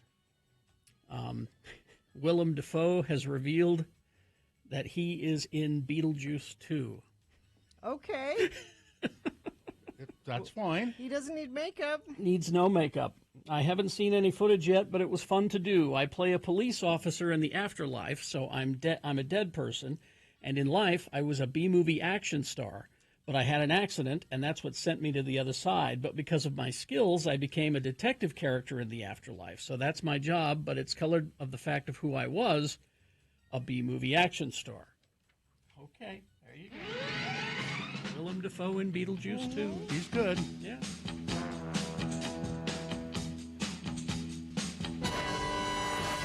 Traffic. Oh, things are finally moving better in Salt Lake area. I have to go a little further north to find any trouble. We've got, let's see, this is up to Pleasant View. Crash southbound US 89, closed at 2700 North. Use an alternate route through there. And for my Roy peeps, crash 35th West, 6000 South. I used to live on 6000 South. That was that was my street in Roy. That's it. If you're seeing something you want to be part of our Infiniteam, you just have to text us what you're seeing on the roads, 33986. This holiday season, witness the magic of the Nutcracker, opening December 8th, featuring the timeless music of Tchaikovsky, performed live by the Ballet West Orchestra. Tickets at balletwest.org. All right. We will take a break. We will be back after some messages and a song with the Boner Recap game. Easy game to play, because all you have to do is tell us who won the boner this morning. If you were listening, that's easy. We have a prize? Yes. What is it? A 4-pack of tickets to Highly Suspect at the Commonwealth Room on December 5th. Okay. All right, 4 tickets. You and 3 friends. All right. Highly Suspect. 877-602-9696. Just tell us who won the boner this morning. You'll win those tickets. And, if you don't know who won the boner this morning, you can just go online, x96.com, and take a look. It's all there? It's all there. It's a very easy contest to play and win. All right? KXR. I have a list here somewhere. I'm sure I do. Let me look. Do we have a file full of lists? I do. I'll give you some options. Here's one that says, if your poop looks like this. No, that's not a good one. I don't know. Everybody poops. Yeah, but it's sort of just too descriptive, I think. I haven't looked at it for a long time. Shall I open it? No. Oh. Well, it's too late now. I open. Oh no, yeah, we don't want to do this. You don't want to do I don't know why I saved that. That's just terrible. You know, you have to use words like black or tarry stools. Yeah. I don't want to do that. I thought you still had a good list. I closed it. I had a, let's see, 10. You need me to find a list? I thought you had one. I did, but I didn't open the file until How just about now. eight things all guys feel but are too embarrassed to admit? Oh, Let's go there. No, I saw that this morning. I hated that list. Well, If you want Do you to. have a better list? Well, you have until the end of this jingle. I still have sauce recipes that'll transform any meal. A good list. X96. I guess go there. Societally speaking, men are not believed to be the most emotional beings. Man is a statue, solid in form, relatively expressionless. I don't like that characterization at all. Because of this societal presumption, men tend to be embarrassed easily when they stray from their prospective roles in a matter that they shouldn't, things they're supposed to do. Here are 8 things guys feel but are too embarrassed to admit. Now, you guys are guys, so you'll have to let me know. Yeah, well, we'll have to. Yeah, Okay. because we're the manly type. I'll try. All right, go ahead. Number 1, you're insecure. What? Men are human beings. What? They, too, are bombarded with photoshopped images of perfect male bodies and idyllic faces that they can in no way live up to. They hate their bodies. They hate their faces. They hate their hairline. They're insecure about how they look. All right, enough of that. Oh. You're making me feel bad. Number 2, things that all guys feel but are embarrassed to admit. Okay. That he's in love. Huh? A guy admitting he's in love is viewed as a sign of weakness, not by you, but by guys in general. It shows he let his guard down and he cares about something. This is good news. But men tend to see this as a sign that you're going soft. Yeah, that's been one of my downfalls in my life. You can't admit when you're in love? No, I always do. Oh. Too many times to too many different people. Number 3, he doesn't always want to be intimate. As detailed by nearly every male character portrayed in movies and television, not every man wants to be intimate every time it's made available to him. No, you're supposed to want it all the time. It's okay. And why, this writer says? Well, for the same reason she doesn't want it all the time. I'm tired. I don't feel attractive. I'm lazy. I'd rather be doing something else. It's okay to admit you don't want it all the time. I'd rather drink my beer. Here's one for Carrie. He likes girly drinks. Not so much anymore. Oh, you've moved away from the girly drinks? I kind of noticed that, yeah. But I will enjoy it. I mean, like when I went to Hawaii, I had the wonderful pineapple and God, what is it? Why is my brain blank? I'm thinking about the phones not That's working. okay. So It's I'm okay. I'm not thinking straight. It says don't feel bad about that. They're a delicious palate change from your regular beer Sure or they other are. male marketed beverage. I like girly drinks. Bourbon on the rocks. Let's see. That's a porn one. I don't want to do It's that. a porn one? What about? I don't Come want to on. do the porn one. Oh, go on. This state has been suffering since they can't get their porn. Just read the first. A guy might be embarrassed to tell you some alternative things he's attracted to because he's not sure how you'll react. Oh, I see. All right. I get it. You don't need to go into any more detail. Okay. I think we all know. I'm going to leave. Can we try it this way? Mai Tai, thank you. Oh, that's what your Can wife we called try it? with a Mai Tai? Yeah. Mai Tai. Delicious. Along those lines, that he checks other guys out. Oh, yeah. Not in that way, Oh, yeah? but, can appreciate a good-looking guy. I do. Let me tell you, I had it with a celebrity. It was for the First Contact promotion thing, and I went down to Hollywood, and I got to interview all of the Star Trek people. And sitting next to Patrick Stewart, I went, you know what, Sir Patrick Stewart? I've been a Kirk guy all my life, but you know what? You're a damn handsome man. And not in a gay way, just to appreciate that And he's you a know, handsome and you man. know me and Chris Pine. Yes. Exactly. Yeah, and that is in a gay way. You'd go there with Chris You Pine. bet. Sure you would. You bet. His new movie, I think his shirt's off the whole time, Bill. Yeah. He kind of likes TV shows he's not supposed to. Oh, yeah. Like what? Well, they say Real Housewives. No, but no. You have You another used to example, watch. Kid? Oh no, I was thinking of that other No, housewife show. no. Sue and I watched Survivor. No, there's a lot of shows that I watch that I shouldn't be watching. Desperate Housewives. Desperate Housewives I used to watch. I watched this Children Ruin Everything. Mm-hmm. It's about people with kids. Yeah, that's not for you. It's not for me, but I'm watching it and enjoying it. You know. How about me liking the Antiques Roadshow? Is that? Yeah, sure. And finally, this. He really does love Taylor Swift. No. She is universally, I mean, not for No. you, Bill. No. I appreciate her. Okay. I'll say that. She is universally and men have been dragged to Taylor Swift concerts by their women, and they go grudgingly and then come out of that concert being a fan. Well, one thing about that, there's no woman dragging me anywhere. Because I'm alone. We hope you'd enjoyed another list with Radio from Hell on X96.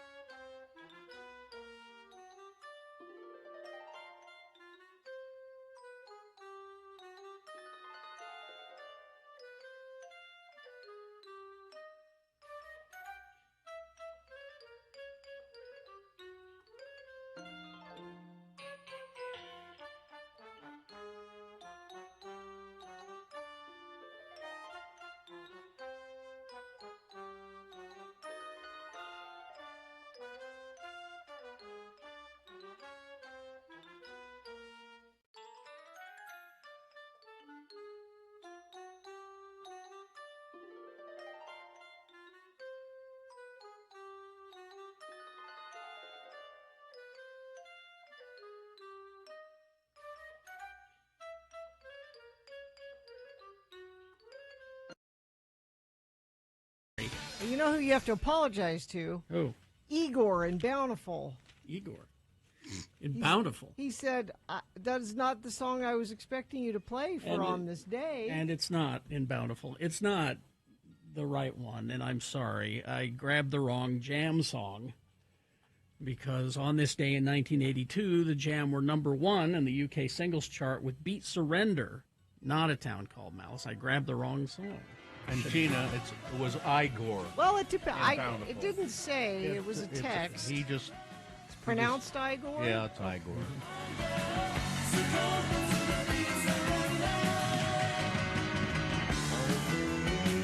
This is the one that I should have played. That's all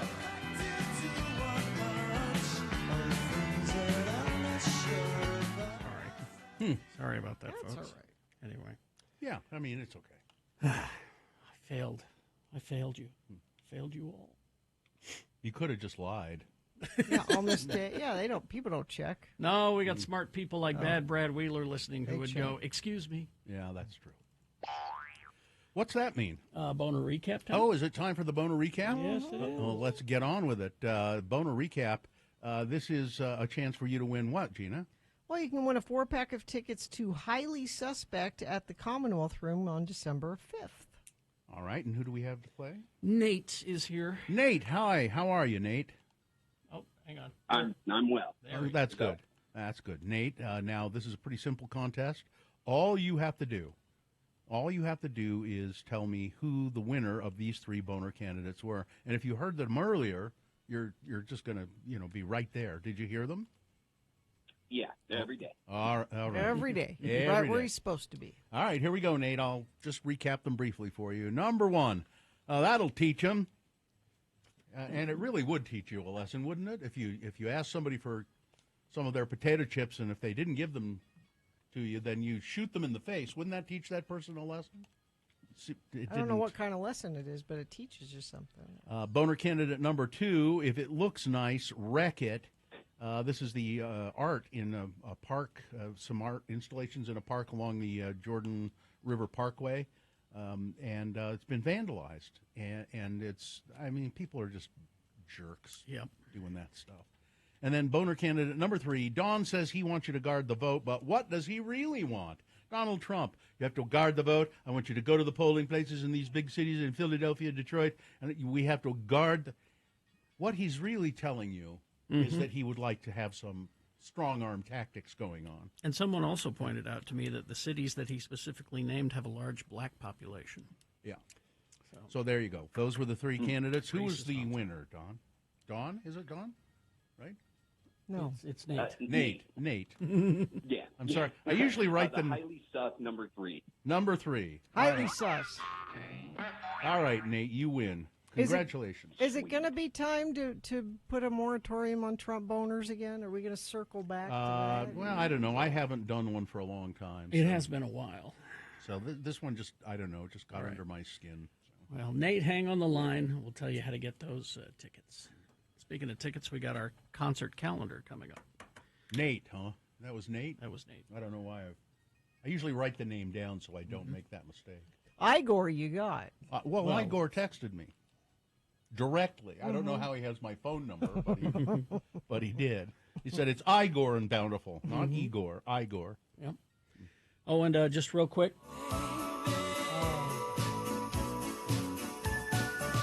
Now, don't be upset. What? This is a service that Kerry Jackson is providing. Yeah.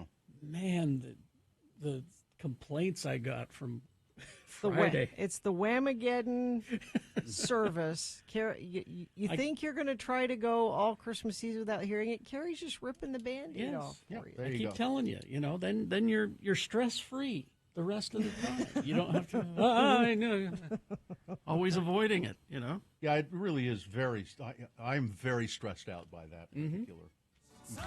You can see it on my face, can't you? How stressed out I am. You're everything, all of your emotions right there on your face. Yeah.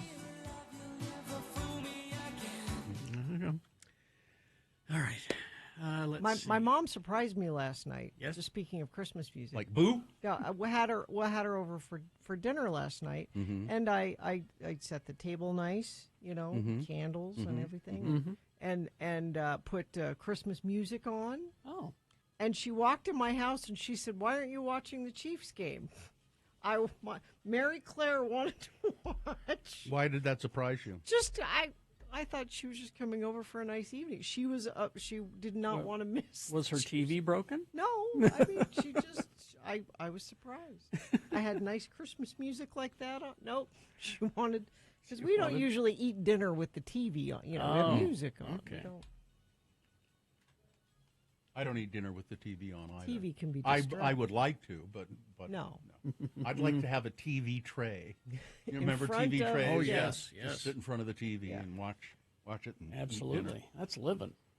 We got to do that occasionally when I was a kid. If there was something special on, we'd get the TV trays and watch a movie or a special movie or something. I think like the Wizard of Oz used to be on every year, and we'd watch the Wizard of Oz while eating in front of the TV. 10 Commandments. That was Easter, right? Yeah, Easter time. Yeah. Of course, I couldn't stay up late for all the commandments. I could only watch 5. Time for your bed. Well, those are probably the 5 you've been most guilty of breaking. All right. We will take a break. We will be back, a short break here. Okay. So we have plenty of leftover news for you. All right. Stand by for all of that.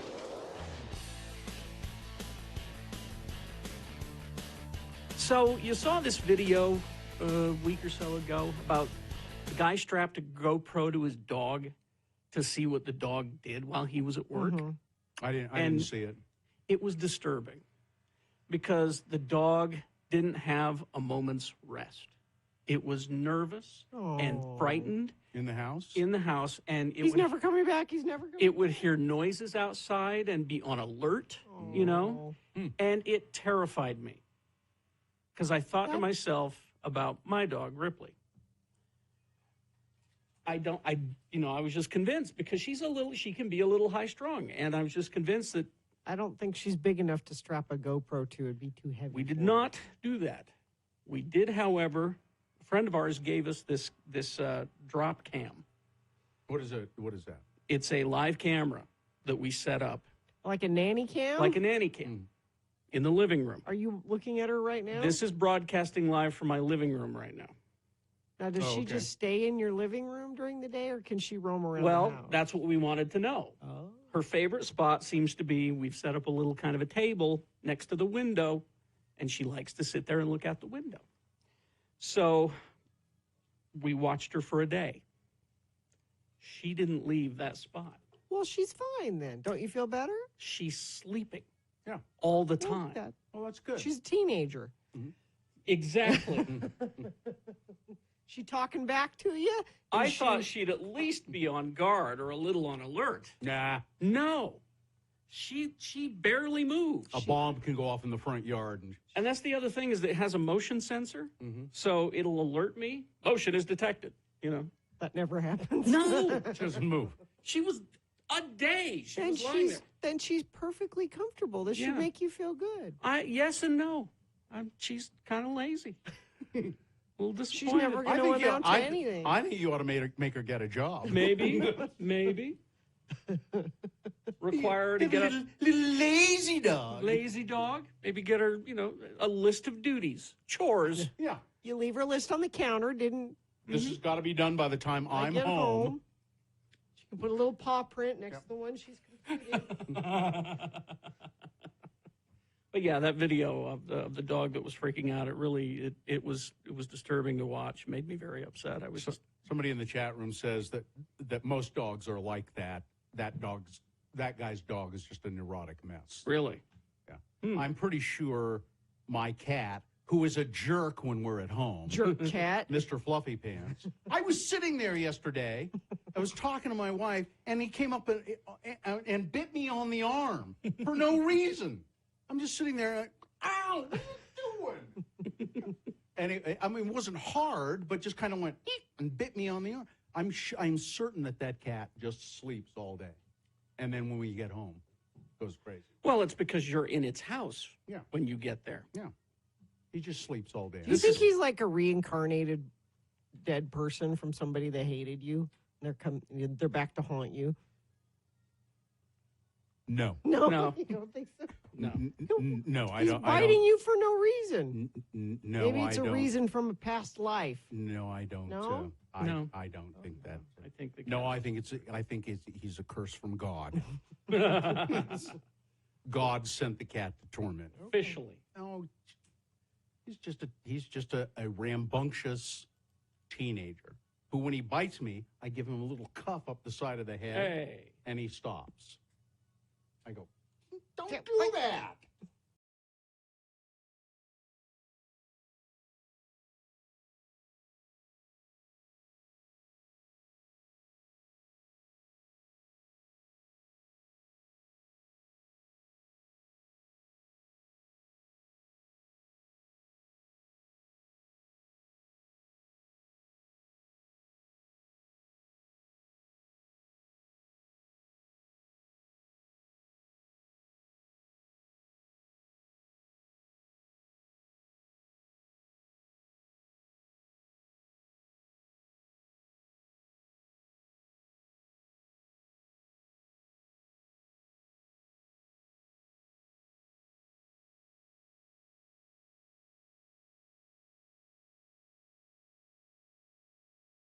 .18 right now. We have plenty of time for plenty of leftover news. Brought to you by Experience the magic and enchantment of Cat and Cauldron, your premier destination for all things occult and metaphysical in Taylorsville, catandcauldron.com. Thank you very much. I don't know how much leftover news I have, so I'll read slow. Okay. Nicaraguan police, this is a really odd story. Nicaraguan police said Friday that they want to arrest the director of the Miss Nicaragua pageant, accusing her of intentionally rigging contests so that anti-government beauty queens would win the pageants as part of a plot to overthrow the government. Beauty queens overthrowing the government? I'm there. The charges against pageant director Karen Celeberti would not be out of place in a vintage James Bond movie with a repressive, closed-off government, coup plotting, and foreign agents and beauty queens. It all started November 18th when Ms. Nicaragua, Shanis Palacios, won the Miss Universe competition. So the Miss Nicaragua won the Miss Universe competition. The government of President Daniel Ortega briefly thought it had scored a rare public relations victory, calling her win a moment of legitimate joy and pride. But the tone quickly soured the day after the win when it emerged that Ms. Palacios had posted photos of herself on Facebook participating in one of the mass anti-government protests in 2018. The protests were violently repressed, and human rights officials say 355 people were killed by government forces. Ortega claimed the protests were an attempted coup with foreign backing aiming for his overthrow. His opponent said Nicaraguans were protesting his increasingly repressive rule and seemingly endless urge to hold on to power. A statement by the National Police claimed that Ms. Celeberti participated actively on the Internet and in the streets in the terrorist actions of a failed coup, an apparent reference to the 2018 protests. Celeberti apparently slipped through the hands of police, and she was reportedly denied permission to enter the country a few days ago, but some local media reported that her son and husband had been taken into custody. This could be Miss Congeniality, too. Celeberti, her husband, and son face charges of treason to the motherland. They have not spoken publicly about the charges against them. But Celeberti remained in contact with the traitors, according to Daniel Ortega, and offered to employ the franchises, platforms, and spaces supposedly used to promote innocent beauty pageants in a conspiracy orchestrated to convert the contests into traps and political ambushes financed by foreign agents. I'm sorry. This could be Miss Congeniality 3. I forgot there was This is bizarre. So the government is outlawing the beauty contest. Beauty pageant winners trying to overthrow the government. That's paranoid. That is paranoid beyond. And what kind of government would they bring us? Is the next question. A beautiful one, I would think. A light show in one Highland, Utah neighborhood hopes to bring not only holiday spirit but awareness to a good cause. Christmas Lights for a Cure was organized by Brandy Stewart, the mother of a type 1 diabetic. Her daughter, Catherine, diagnosed with type 1 diabetes when she was 5 years old. Now, at age 18, she helps her dad set up the light show at her home every year, putting on the event to raise money towards JDRF, the Juvenile Diabetes Research Foundation. No one really sees the daily battle that I feel like having diabetes is every day is different, said Stewart. One day I might go low several times, then the next day I go high the whole day, and there's no change. Stewart said over the years, technology has made a huge difference in her daily life when it comes to tracking and managing her blood sugars. Really does help. But they put up these lights every year, and the light show is at Granite. It's 11. It's on Granite Flats Road in Highland, and there's a mechanism there where you can donate money for. Oh, that's a nice thing. Research into Lots diabetes. of people like to go drive around, look at the lights. Here's a way you can do it and do some good, too. A Florida newspaper is inviting readers to submit their grievances for the year, and they will print the funniest complaints in celebration of Festivus. A list of grievances. That's right. The Tampa Bay Times has announced the 8th annual Tampa Bay Times Airing of Grievances, yes, which is open to anybody around the world who wishes to voice their complaints on any subject. The Airing of Grievances. We should do that. It's an integral part of the December 23rd. We do, at least once a week, we do Things That Must Go. I guess that's kind of what that is. The Airing of Grievances is part of the December 23rd holiday, which also features the display of an unadorned metal pole and feats of strength.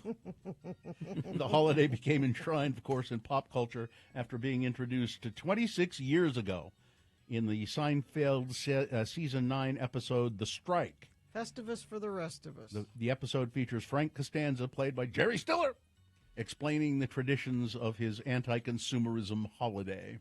For as good as Seinfeld is, the best Seinfeld is the Frank Costanza. Frank Costanza Seinfeld? Yeah, Your mother and I are going on a cruise. I wish they'd bring back the Ben & Jerry's Festivus flavor. It was delicious. Oh, didn't it have like gingerbread cookie Gingerbread in it? cookie, and it was really good. On Sunday, former Fox broadcaster and women's rights activist Gretchen Carlson posted a photo of her bandaged up finger saying, "I nearly cut it off in the kitchen, and this is why I don't cook," Carlson wrote. Almost cut off my finger chopping an onion because I thought I'd make a healthy meal for myself instead of getting takeout again. You see what you get when you try to be healthy? Don't bother. Now that's one middle finger, she added of her wound, which was wrapped in gauze in the masked-up image of herself posted on from the hospital. When some followers addressed the incident in the comments, one was asking how an intelligent and skillful woman could have this happen to her in the kitchen, and she said, smart does not equate to good cooking. I am not a cook. Apparently she's been, since she left Fox and she won her lawsuit, well, they settled, I guess. Yeah. And she's actually become quite active in women's rights issues. Let's see, Sammy Hagar. The Red Rocker? Yeah. Once had an incredibly dangerous. I think I have to add that, don't I, Gina, so that you'll know exactly. Yeah, it could who be I'm a talking different about. Sammy Hagar. Sammy Hagar, the Red Rocker. Thank you. Once had an incredibly dangerous 3-car night race with Eddie Van Halen and Mick Jones while working on Van Halen's 5150 album in the mid-'80s. Already known for his 1984 hit I Can't Drive 55, Hagar says that the 2 a.m. adventure happened as they traveled from the recording studio to their Malibu homes. He admitted that the stunt could have led to their arrest if they'd gotten caught, but they were all driving flashy sports cars, and we raced from the studio to home, and it was 2 o'clock in the morning, and he said, it's just lucky that none of us are dead or didn't get caught. Well, some of you are dead, but it's not because of that. Not because of that. Somebody threw a shrimp or something at Florence Pugh, hit her in the face. A shrimp or something? Yeah, they don't know what it is. They're not sure. No. It's somebody said it appeared to be a shrimp, but maybe not. The actress appeared alongside her Dune 2 co-stars in São Paulo, Brazil, for an event called CCXP 2023. Basically, it's a kind of Comic-Con it's a big thing. Comic-Con. Yeah. It's gotten really huge over the years, and now all the celebrities show up to it. And this is why we got all those trailers this weekend. Alongside director Denis Villeneuve, they were talking about their sequel, and the entire cast, Timothy Chalamet, Zendaya, they were all there, gathered toward the front of the stage to pose together. And out of nowhere, something comes flying from the audience and smacks Florence Pugh in the face, which definitely caught her by surprise, not to mention everybody else. She was okay. No telling what exactly it was, but at first glance, one might say it resembled a shrimp. Resembled a shrimp. Recording artists worldwide continue to pay their respects to the late musician Shane MacGowan. Over the weekend, Tom Waits, Bruce Springsteen, Nick Cave took to their social media platforms to share kind words about the Pogues singer after his death on November 30th. U2 carved out a section of their Las Vegas residency show on December 1st to drive home just how much MacGowan's artistry meant to them. In front of the Sphere crowd, the group performed a cover of the Pogues' 1991 song, A Rainy Night in Soho. The emotional rendition moved the crowd as they swayed along with the band from their seats. U2's first tribute to Shane MacGowan came by way of a short yet heartfelt note online. Shane MacGowan's songs were perfect, so he or his fans didn't have to be. This, listen to his voice here for just a second.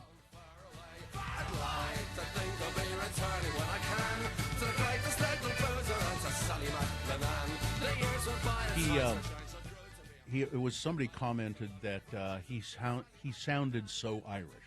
Yes. He was as Irish as you could. And then somebody said, it's like Bono doesn't sound Irish when he sings, and a lot of Irish singers do not. But he just sings like an Irishman. Like I said, I listened to a bunch of Pogues music over the weekend. He wrote some really just beautiful ballads. Well, it's like what you were saying that Bruce Springsteen said, that he's one of his favorite writers. Just excellent. Michael Stipe has got a new record coming out, apparently. solo record. He's been threatening us with it for quite some time now. Yeah. Drop it, Mike. He says, he's slowly but surely working on a solo album. His first since the dissolution of REM over 12 years ago. So he's been working on it for 12 years. Yep. The New York Times checked in on Stipe for over a year. When unsteady progress was made on the solo album, the singer was hoping to release in 2023 before, life stuff, family emergencies, art exhibits, about with COVID, stuff like that. At some point in the process, Michael Stipe found himself at Electric Ladyland at the same time as Taylor Swift. She was recording at the famed New York studio, leading to lengthy rooftop conversations with Jack Antonoff about before Michael Stipe met Swift and said, "You must be Taylor." And she said, "I'm a huge fan of yours." Stipe's been working on a new version of his album for that long, and he says he's got writer's block, and I don't know if he'll ever come out with it. It's he wrote a lot of songs. He doesn't really need to do any more, does he? I don't know. Did you mention that they're going to do I Am Legend 2? I did not mention it. Will Smith? It's been bandied about for a while. He's confirmed that he will do it, and Michael B. Jordan will be in it. He's saying he'll do it because he needs something now. Well, yeah. Has to have some sort of life. Yeah. Nobody really wants to work with him. Yeah.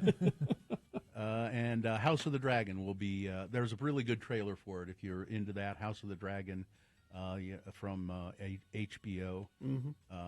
Season 2 will arrive sometime in 2024. All right. Weather? Okay, so partly cloudy today, 48 for a high.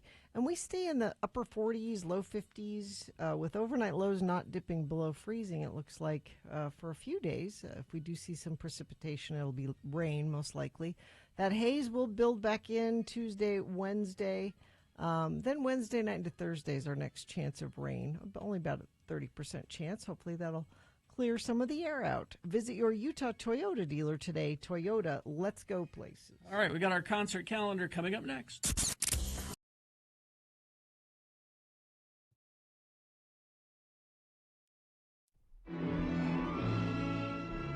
And now it's time for another edition of Ned Hastings, Smoking Psychotherapist.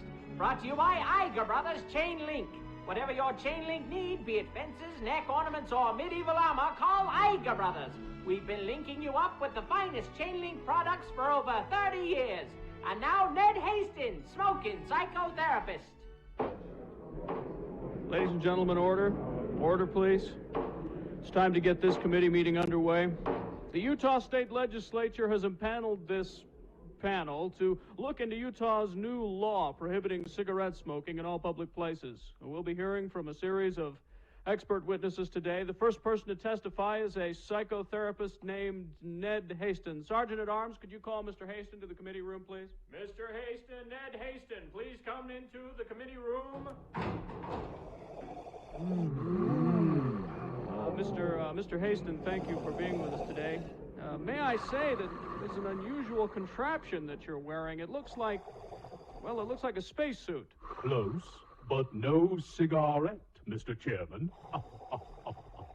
It works on the same principle as a spacesuit, and it was developed by NASA. But this is my patented Ned Hastings smoke suit. The backpack portion recycles fine, rich Turkish tobacco instead of fresh air. The bubble headgear captures every bit of smoke. None escapes into the outer atmosphere, thereby allowing me to roam freely through Utah's smoke-free environment. Well, I'm not sure that this is allowable. You may be breaking a Utah law. Oh, but I'm willing to take that risk for the sake of sweet, sweet tobacco. Mr. Hastings, I'm having a hard time seeing your face through the bubble. Oh, yes. I'm still working on a system to clear the tar and nicotine resins from the inner surface. I have a devil of a time behind the wheel of my sporty car. Yes. Mr. Hastings, you've been called before this panel as an expert witness. You are a psychotherapist, are you not? I am. And what is your expert view of the new Utah Clean Air Act? I feel that it is an abomination before God and man. Not only does the law discourage people from finding good mental health by becoming new smokers, it is causing those existing smokers who have achieved some measure of mental stability to become unhinged. If this law stays in effect, I am anticipating a rash of crimes the like of which you little people have never... My God, his suit's sprung a leak! Filthy tobacco smoke is leaking into the hollow chamber. Evacuate this building immediately! Oh no! If tobacco smoke is leaking out, that means that fresh air is getting in. Must reach the cigarettes in car. Holy shit! Will Ned make it to his cigarettes in time? Join us next as Iger Brothers Chain Link presents another in the continuing adventures of Ned Hastings, smoking psychotherapist.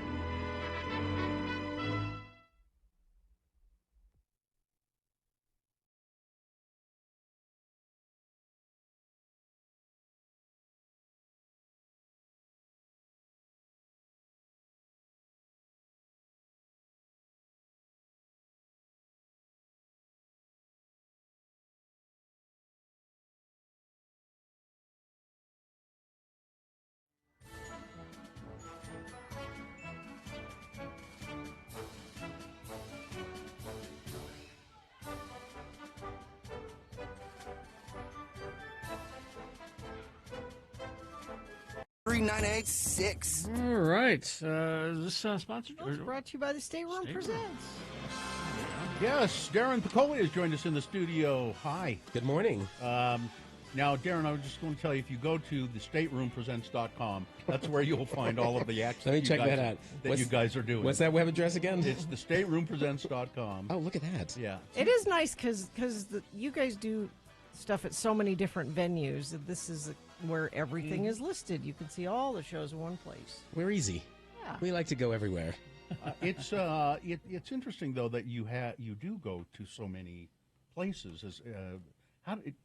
What did you start? Did you just start out with the Commonwealth Room or what? No, we started with the State Room, but actually before that we were doing shows at Kingsbury Hall.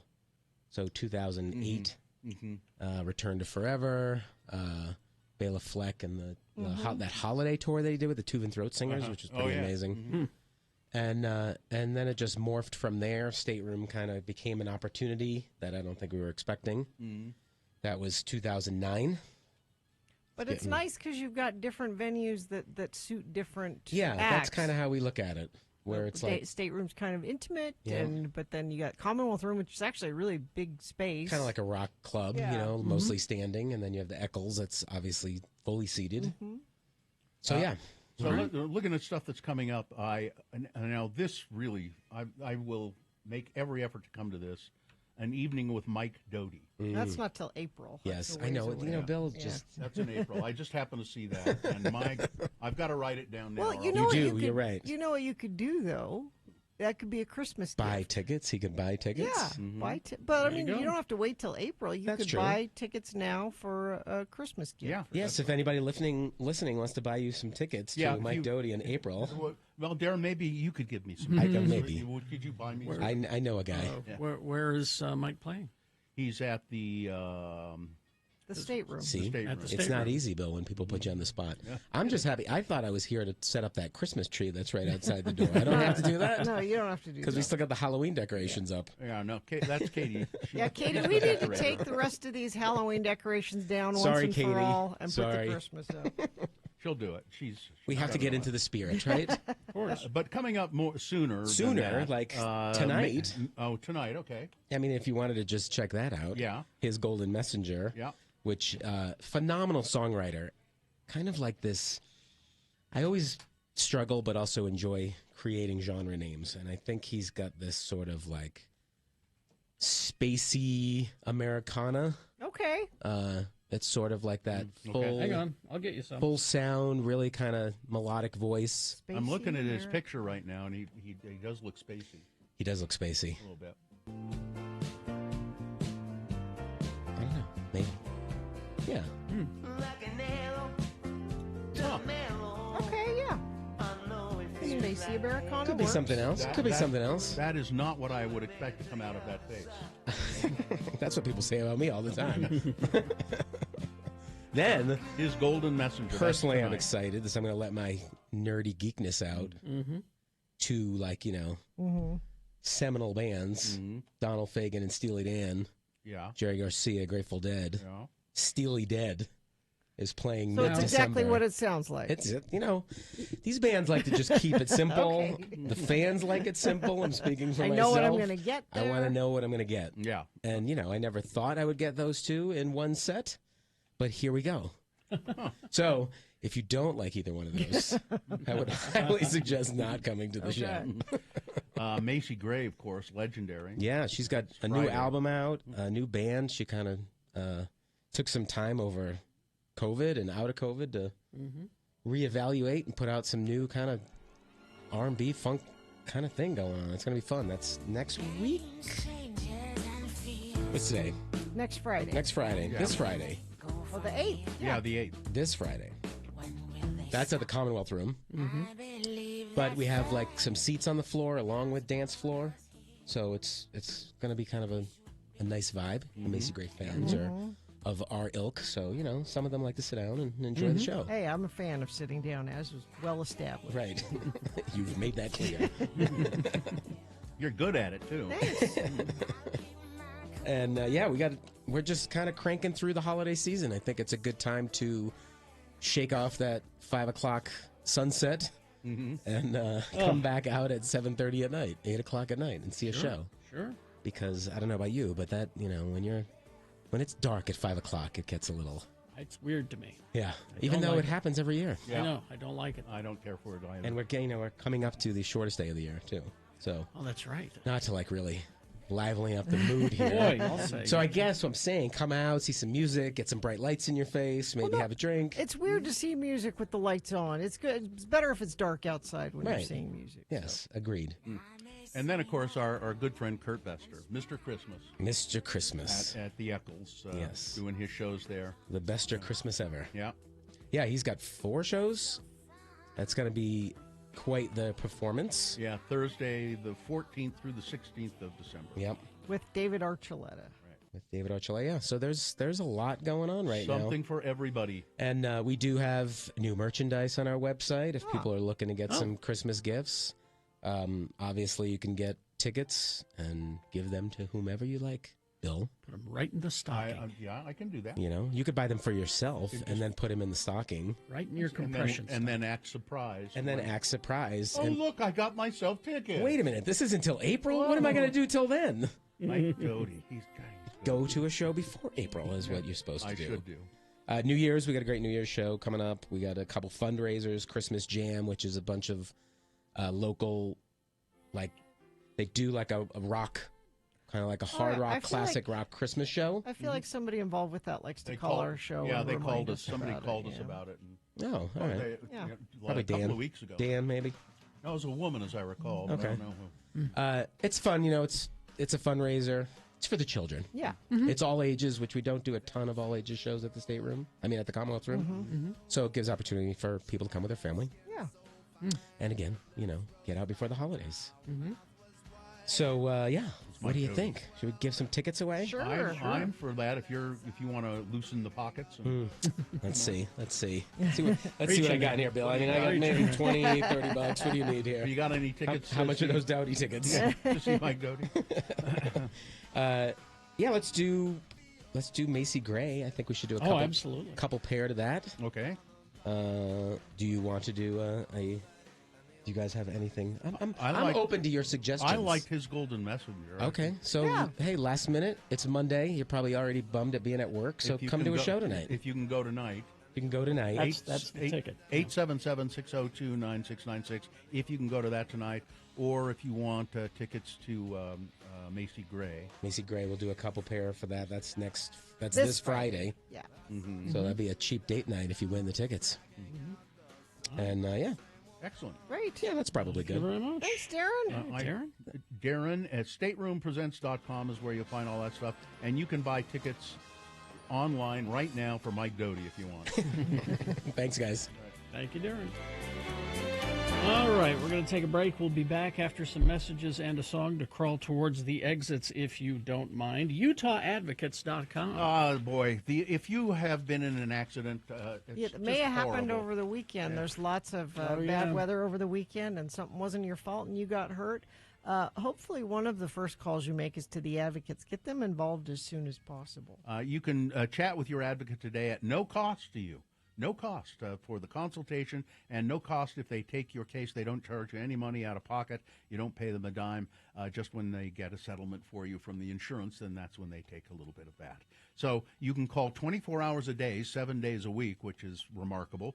801-355-5550. That's 801-355-5550. Or you can, if you're shy and you don't want to talk to somebody directly on the phone, there is a chat feature, and again, it's live chat. So even if you do it at 2 o'clock in the morning, a sleepy lawyer will get online with you and talk to you about your case. So just go to UtahAdvocates.com.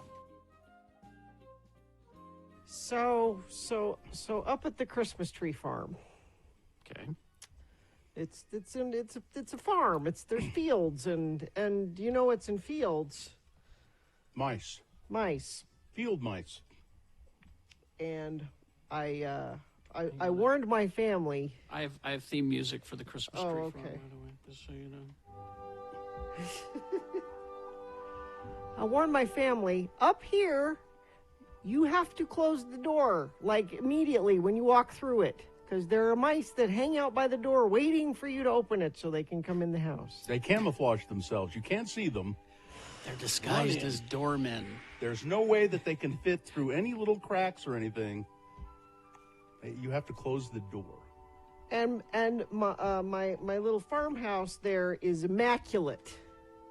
It is spotless, which means it's very apparent to me when it was not spotless anymore, and I found evidence of a mouse, and I freaked out. Evidence of a mouse.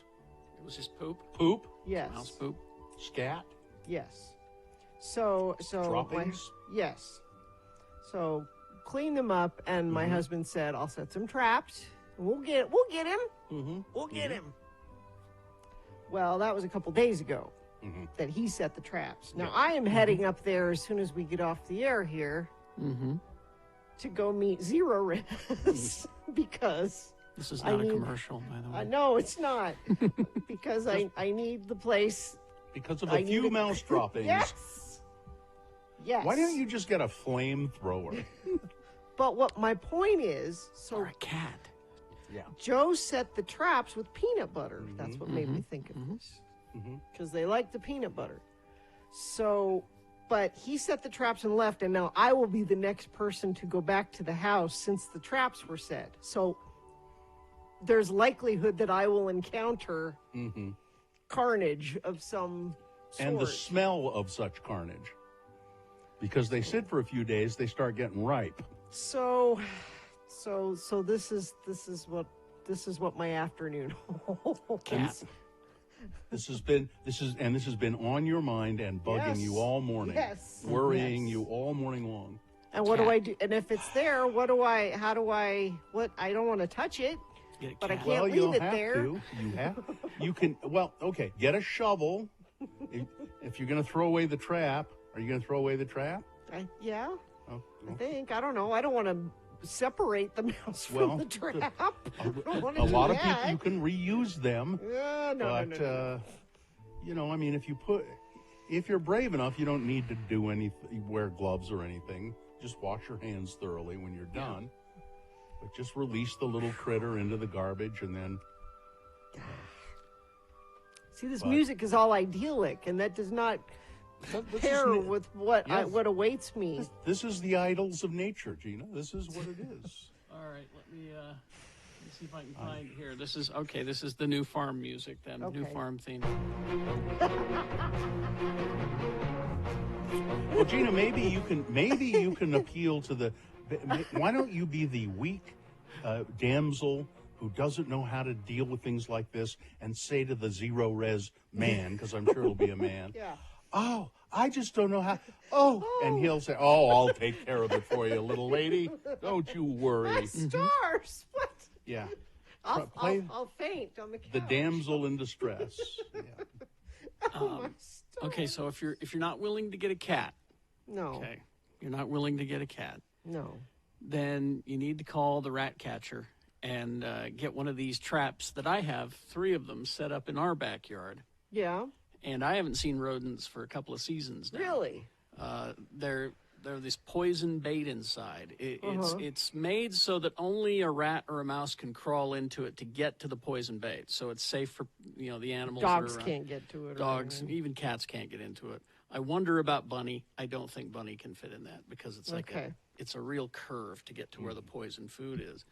And they go and eat it, and it doesn't kill them right away. It kind of slowly kills them. Mm-hmm. So I'm sure it's excruciating if that gives you any Oh. pleasure. Well, no. I mean, I don't want to But be mean about it. We just had the rat catcher out back a week or so ago, and already I've found a carcass. Really? Uh-huh. Okay. It's not a rat. It was a baby rat. It's not full Mm. grown, but it was a baby. So it works. Here's what you're going to have to contend with, however. What? As long as there are fields around that place, there are going to be mice in that house. Unless now, here's the solution. Cat. You and your you continue your real estate holdings. Your greedy developer holdings, and you buy up the farmland that's around the and pave it and put up a convenience store. There you go. Also, I pave paradise and I'll put up a parking lot. How about that? Exactly. Cat'd be easier, but but the cat, you can't leave the cat there. No, alone. I can't. We don't live there full time. that'd be so I fine. can't. Cats are fine. So you will have that problem. There's an owl that lives in the tree outside, He which gets was a really. few. Yeah, I would think he would take care of it, but. Well, play the damsel in distress and say, Okay. "Oh, Mr. Owl." Could you please? I'm sorry, I only eat all-day suckers. The ones with the Tootsie Pops in the center. That's all I eat. Was there an owl doing Would you like to know how many licks it would take to get to the inside of a Tootsie Pop? with an owl 3. tongue? Yes. 3, I discovered. Do owls eat Tootsie Pops? Yes. Don't you know the classic commercial? I don't remember that. No. Mr. Owl, how many licks does it take to Really? get to the... Let's find out. 1, a 2, a 3, crunch, a 3. I don't remember that. I don't know how you forgot it. Classic.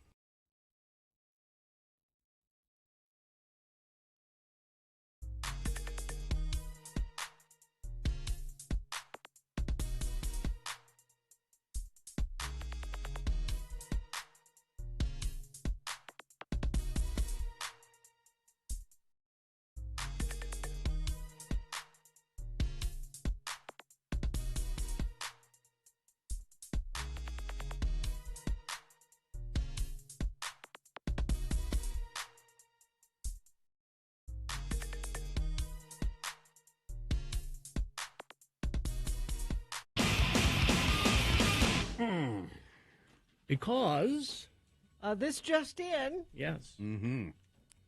Red Hot Chili Peppers have announced their 2024 Unlimited Love Tour is making a stop at USANA Amphitheater on June 5th. Will they be playing? Or are they just going to make a Yes. stop? No, they're going to, I mean... The band I would will play. I would assume. They're not just going to like have a meet and greet or a handshaking. No, I think they're going to perform. Tickets available starting Tuesday, December 5th with the city pre-sale. General on sale begins Friday, December 8th at 10 a.m. Go to redhotchilipeppers.com.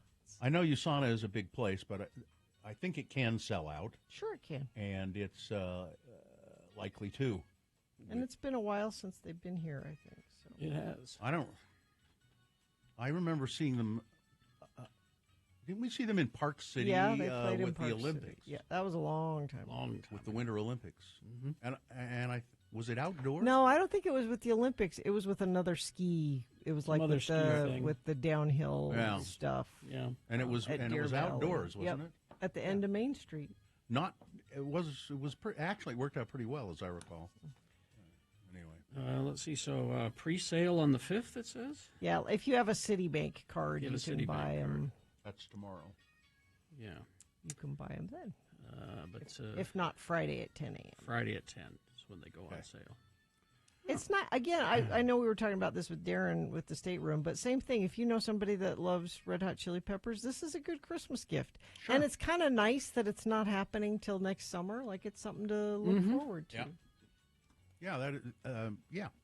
Doesn't have to be happening concert right tickets away. are good gifts to Yeah. give. I think so. Very nice. And again, to go back to what Darren was saying, they have merch there at the Stateroom Presents. So you get them tickets. You can't really wrap it up because they're usually digital now. So you get them like a T-shirt or a sweatshirt for the band, and you wrap that up, and then you say... Well, yeah, but you're spending extra money that way. I don't know. It's a little... You want to open something. You just write a little note on a piece of paper. I got you some tickets to, I posted to my story over the weekend a video, one of these funny mom videos, but it was so spot on to my house. It was a video of teenage girls versus teenage boys asking for what they want for Christmas. Mm-hmm. And if you go to my Instagram page, it's in my story there, but it is my house. So the teenage daughter presents a PowerPoint presentation of her list of things she would like, and a website where you can find it, and how much it costs, and it is all. My daughter has done this very thing for So she'll me. take all of the fun out of it. I asked her, I'm like, what do you want for Christmas? She's like, I'll send you my list. Not just a list, but with links. All I have to do is click on it. There. You know how you could make Christmas really interesting is not get her one of the things on that list. And then Muhammad, I've been asking The him. prophet? Yeah, no, my son, not the prophet. Okay. And he's like, I'm good. I don't know. That's what whatever you want to get me is fine. One of my children asked me on the phone yesterday, what do you want for Christmas? I don't. You don't have to get me anything. You don't have to get me anything. I just can't. I can't think of anything that I want or need. Well, no, not some sort of household, some sort of kitchen gadget or something. No. But it is helpful. I mean, if people want to buy you something, give them some direction. I'm so appreciative of my daughter going, here are the things that I would like. Great. I would rather get you something that you like and want than just some dumb thing that... I wish my parents were that grateful. Yeah. I'd just circle things in the Montgomery Ward catalog and hand it to them, and they'd go, we can't, no. Santa can't afford that. Santa has a budget, There was a 2 or 3 year period where I would circle a ventriloquist dummy in the Montgomery Ward catalog. Why? I thought I wanted a ventriloquist dummy. Well, why didn't Never you? got it. Why? Why didn't I ever get it? Yeah. Probably because my mom thought it was creepy, but... Well, yeah. I thought I wanted one. Bill, write that down. We'll get her for Christmas. Yeah. We'll get her. I think I have. You could just steal one of your kids. I think I have one. You won't miss her. No. We can find it in that room of his. All right. Let's do the promo and crawl towards the exits. Oh, that's. Is that really? I would be very curious as to what a ventriloquist act would be with Gina Barberi. I'm wondering what that would be. I'd really like that. I mean, this is more of a gift for us, really. Yeah. I mean, I'd if you love think for about that. it. We're going to get you one, and you insist You've that got to you do work up an act. act. At least 3 minutes. 3 minutes? At least. And we can do it on the radio because there's a precedent. Yeah. All right. All right. Heads up, boys. Don't eat breakfast tomorrow morning. Why, am I having another procedure I can't eat before? Well, that's always a safe bet. Our friend the Donut Critic will be here with local treats for us and tips for friends of the program on where to get them. So I'm not having a procedure? Well, you probably are. Fast with us just in case for Tuesday's Radio from Hell show here on X96. Are you? I wasn't sure. No. It's always a possibility. No, not for a while. All right. Had to put it off. Okay. I think we're good. Fine job as always, Katie. Live long and prosper, bitches. Don't you know who I am? Tawdry promiscuity. Marcy is next. Marcy's 1 hour.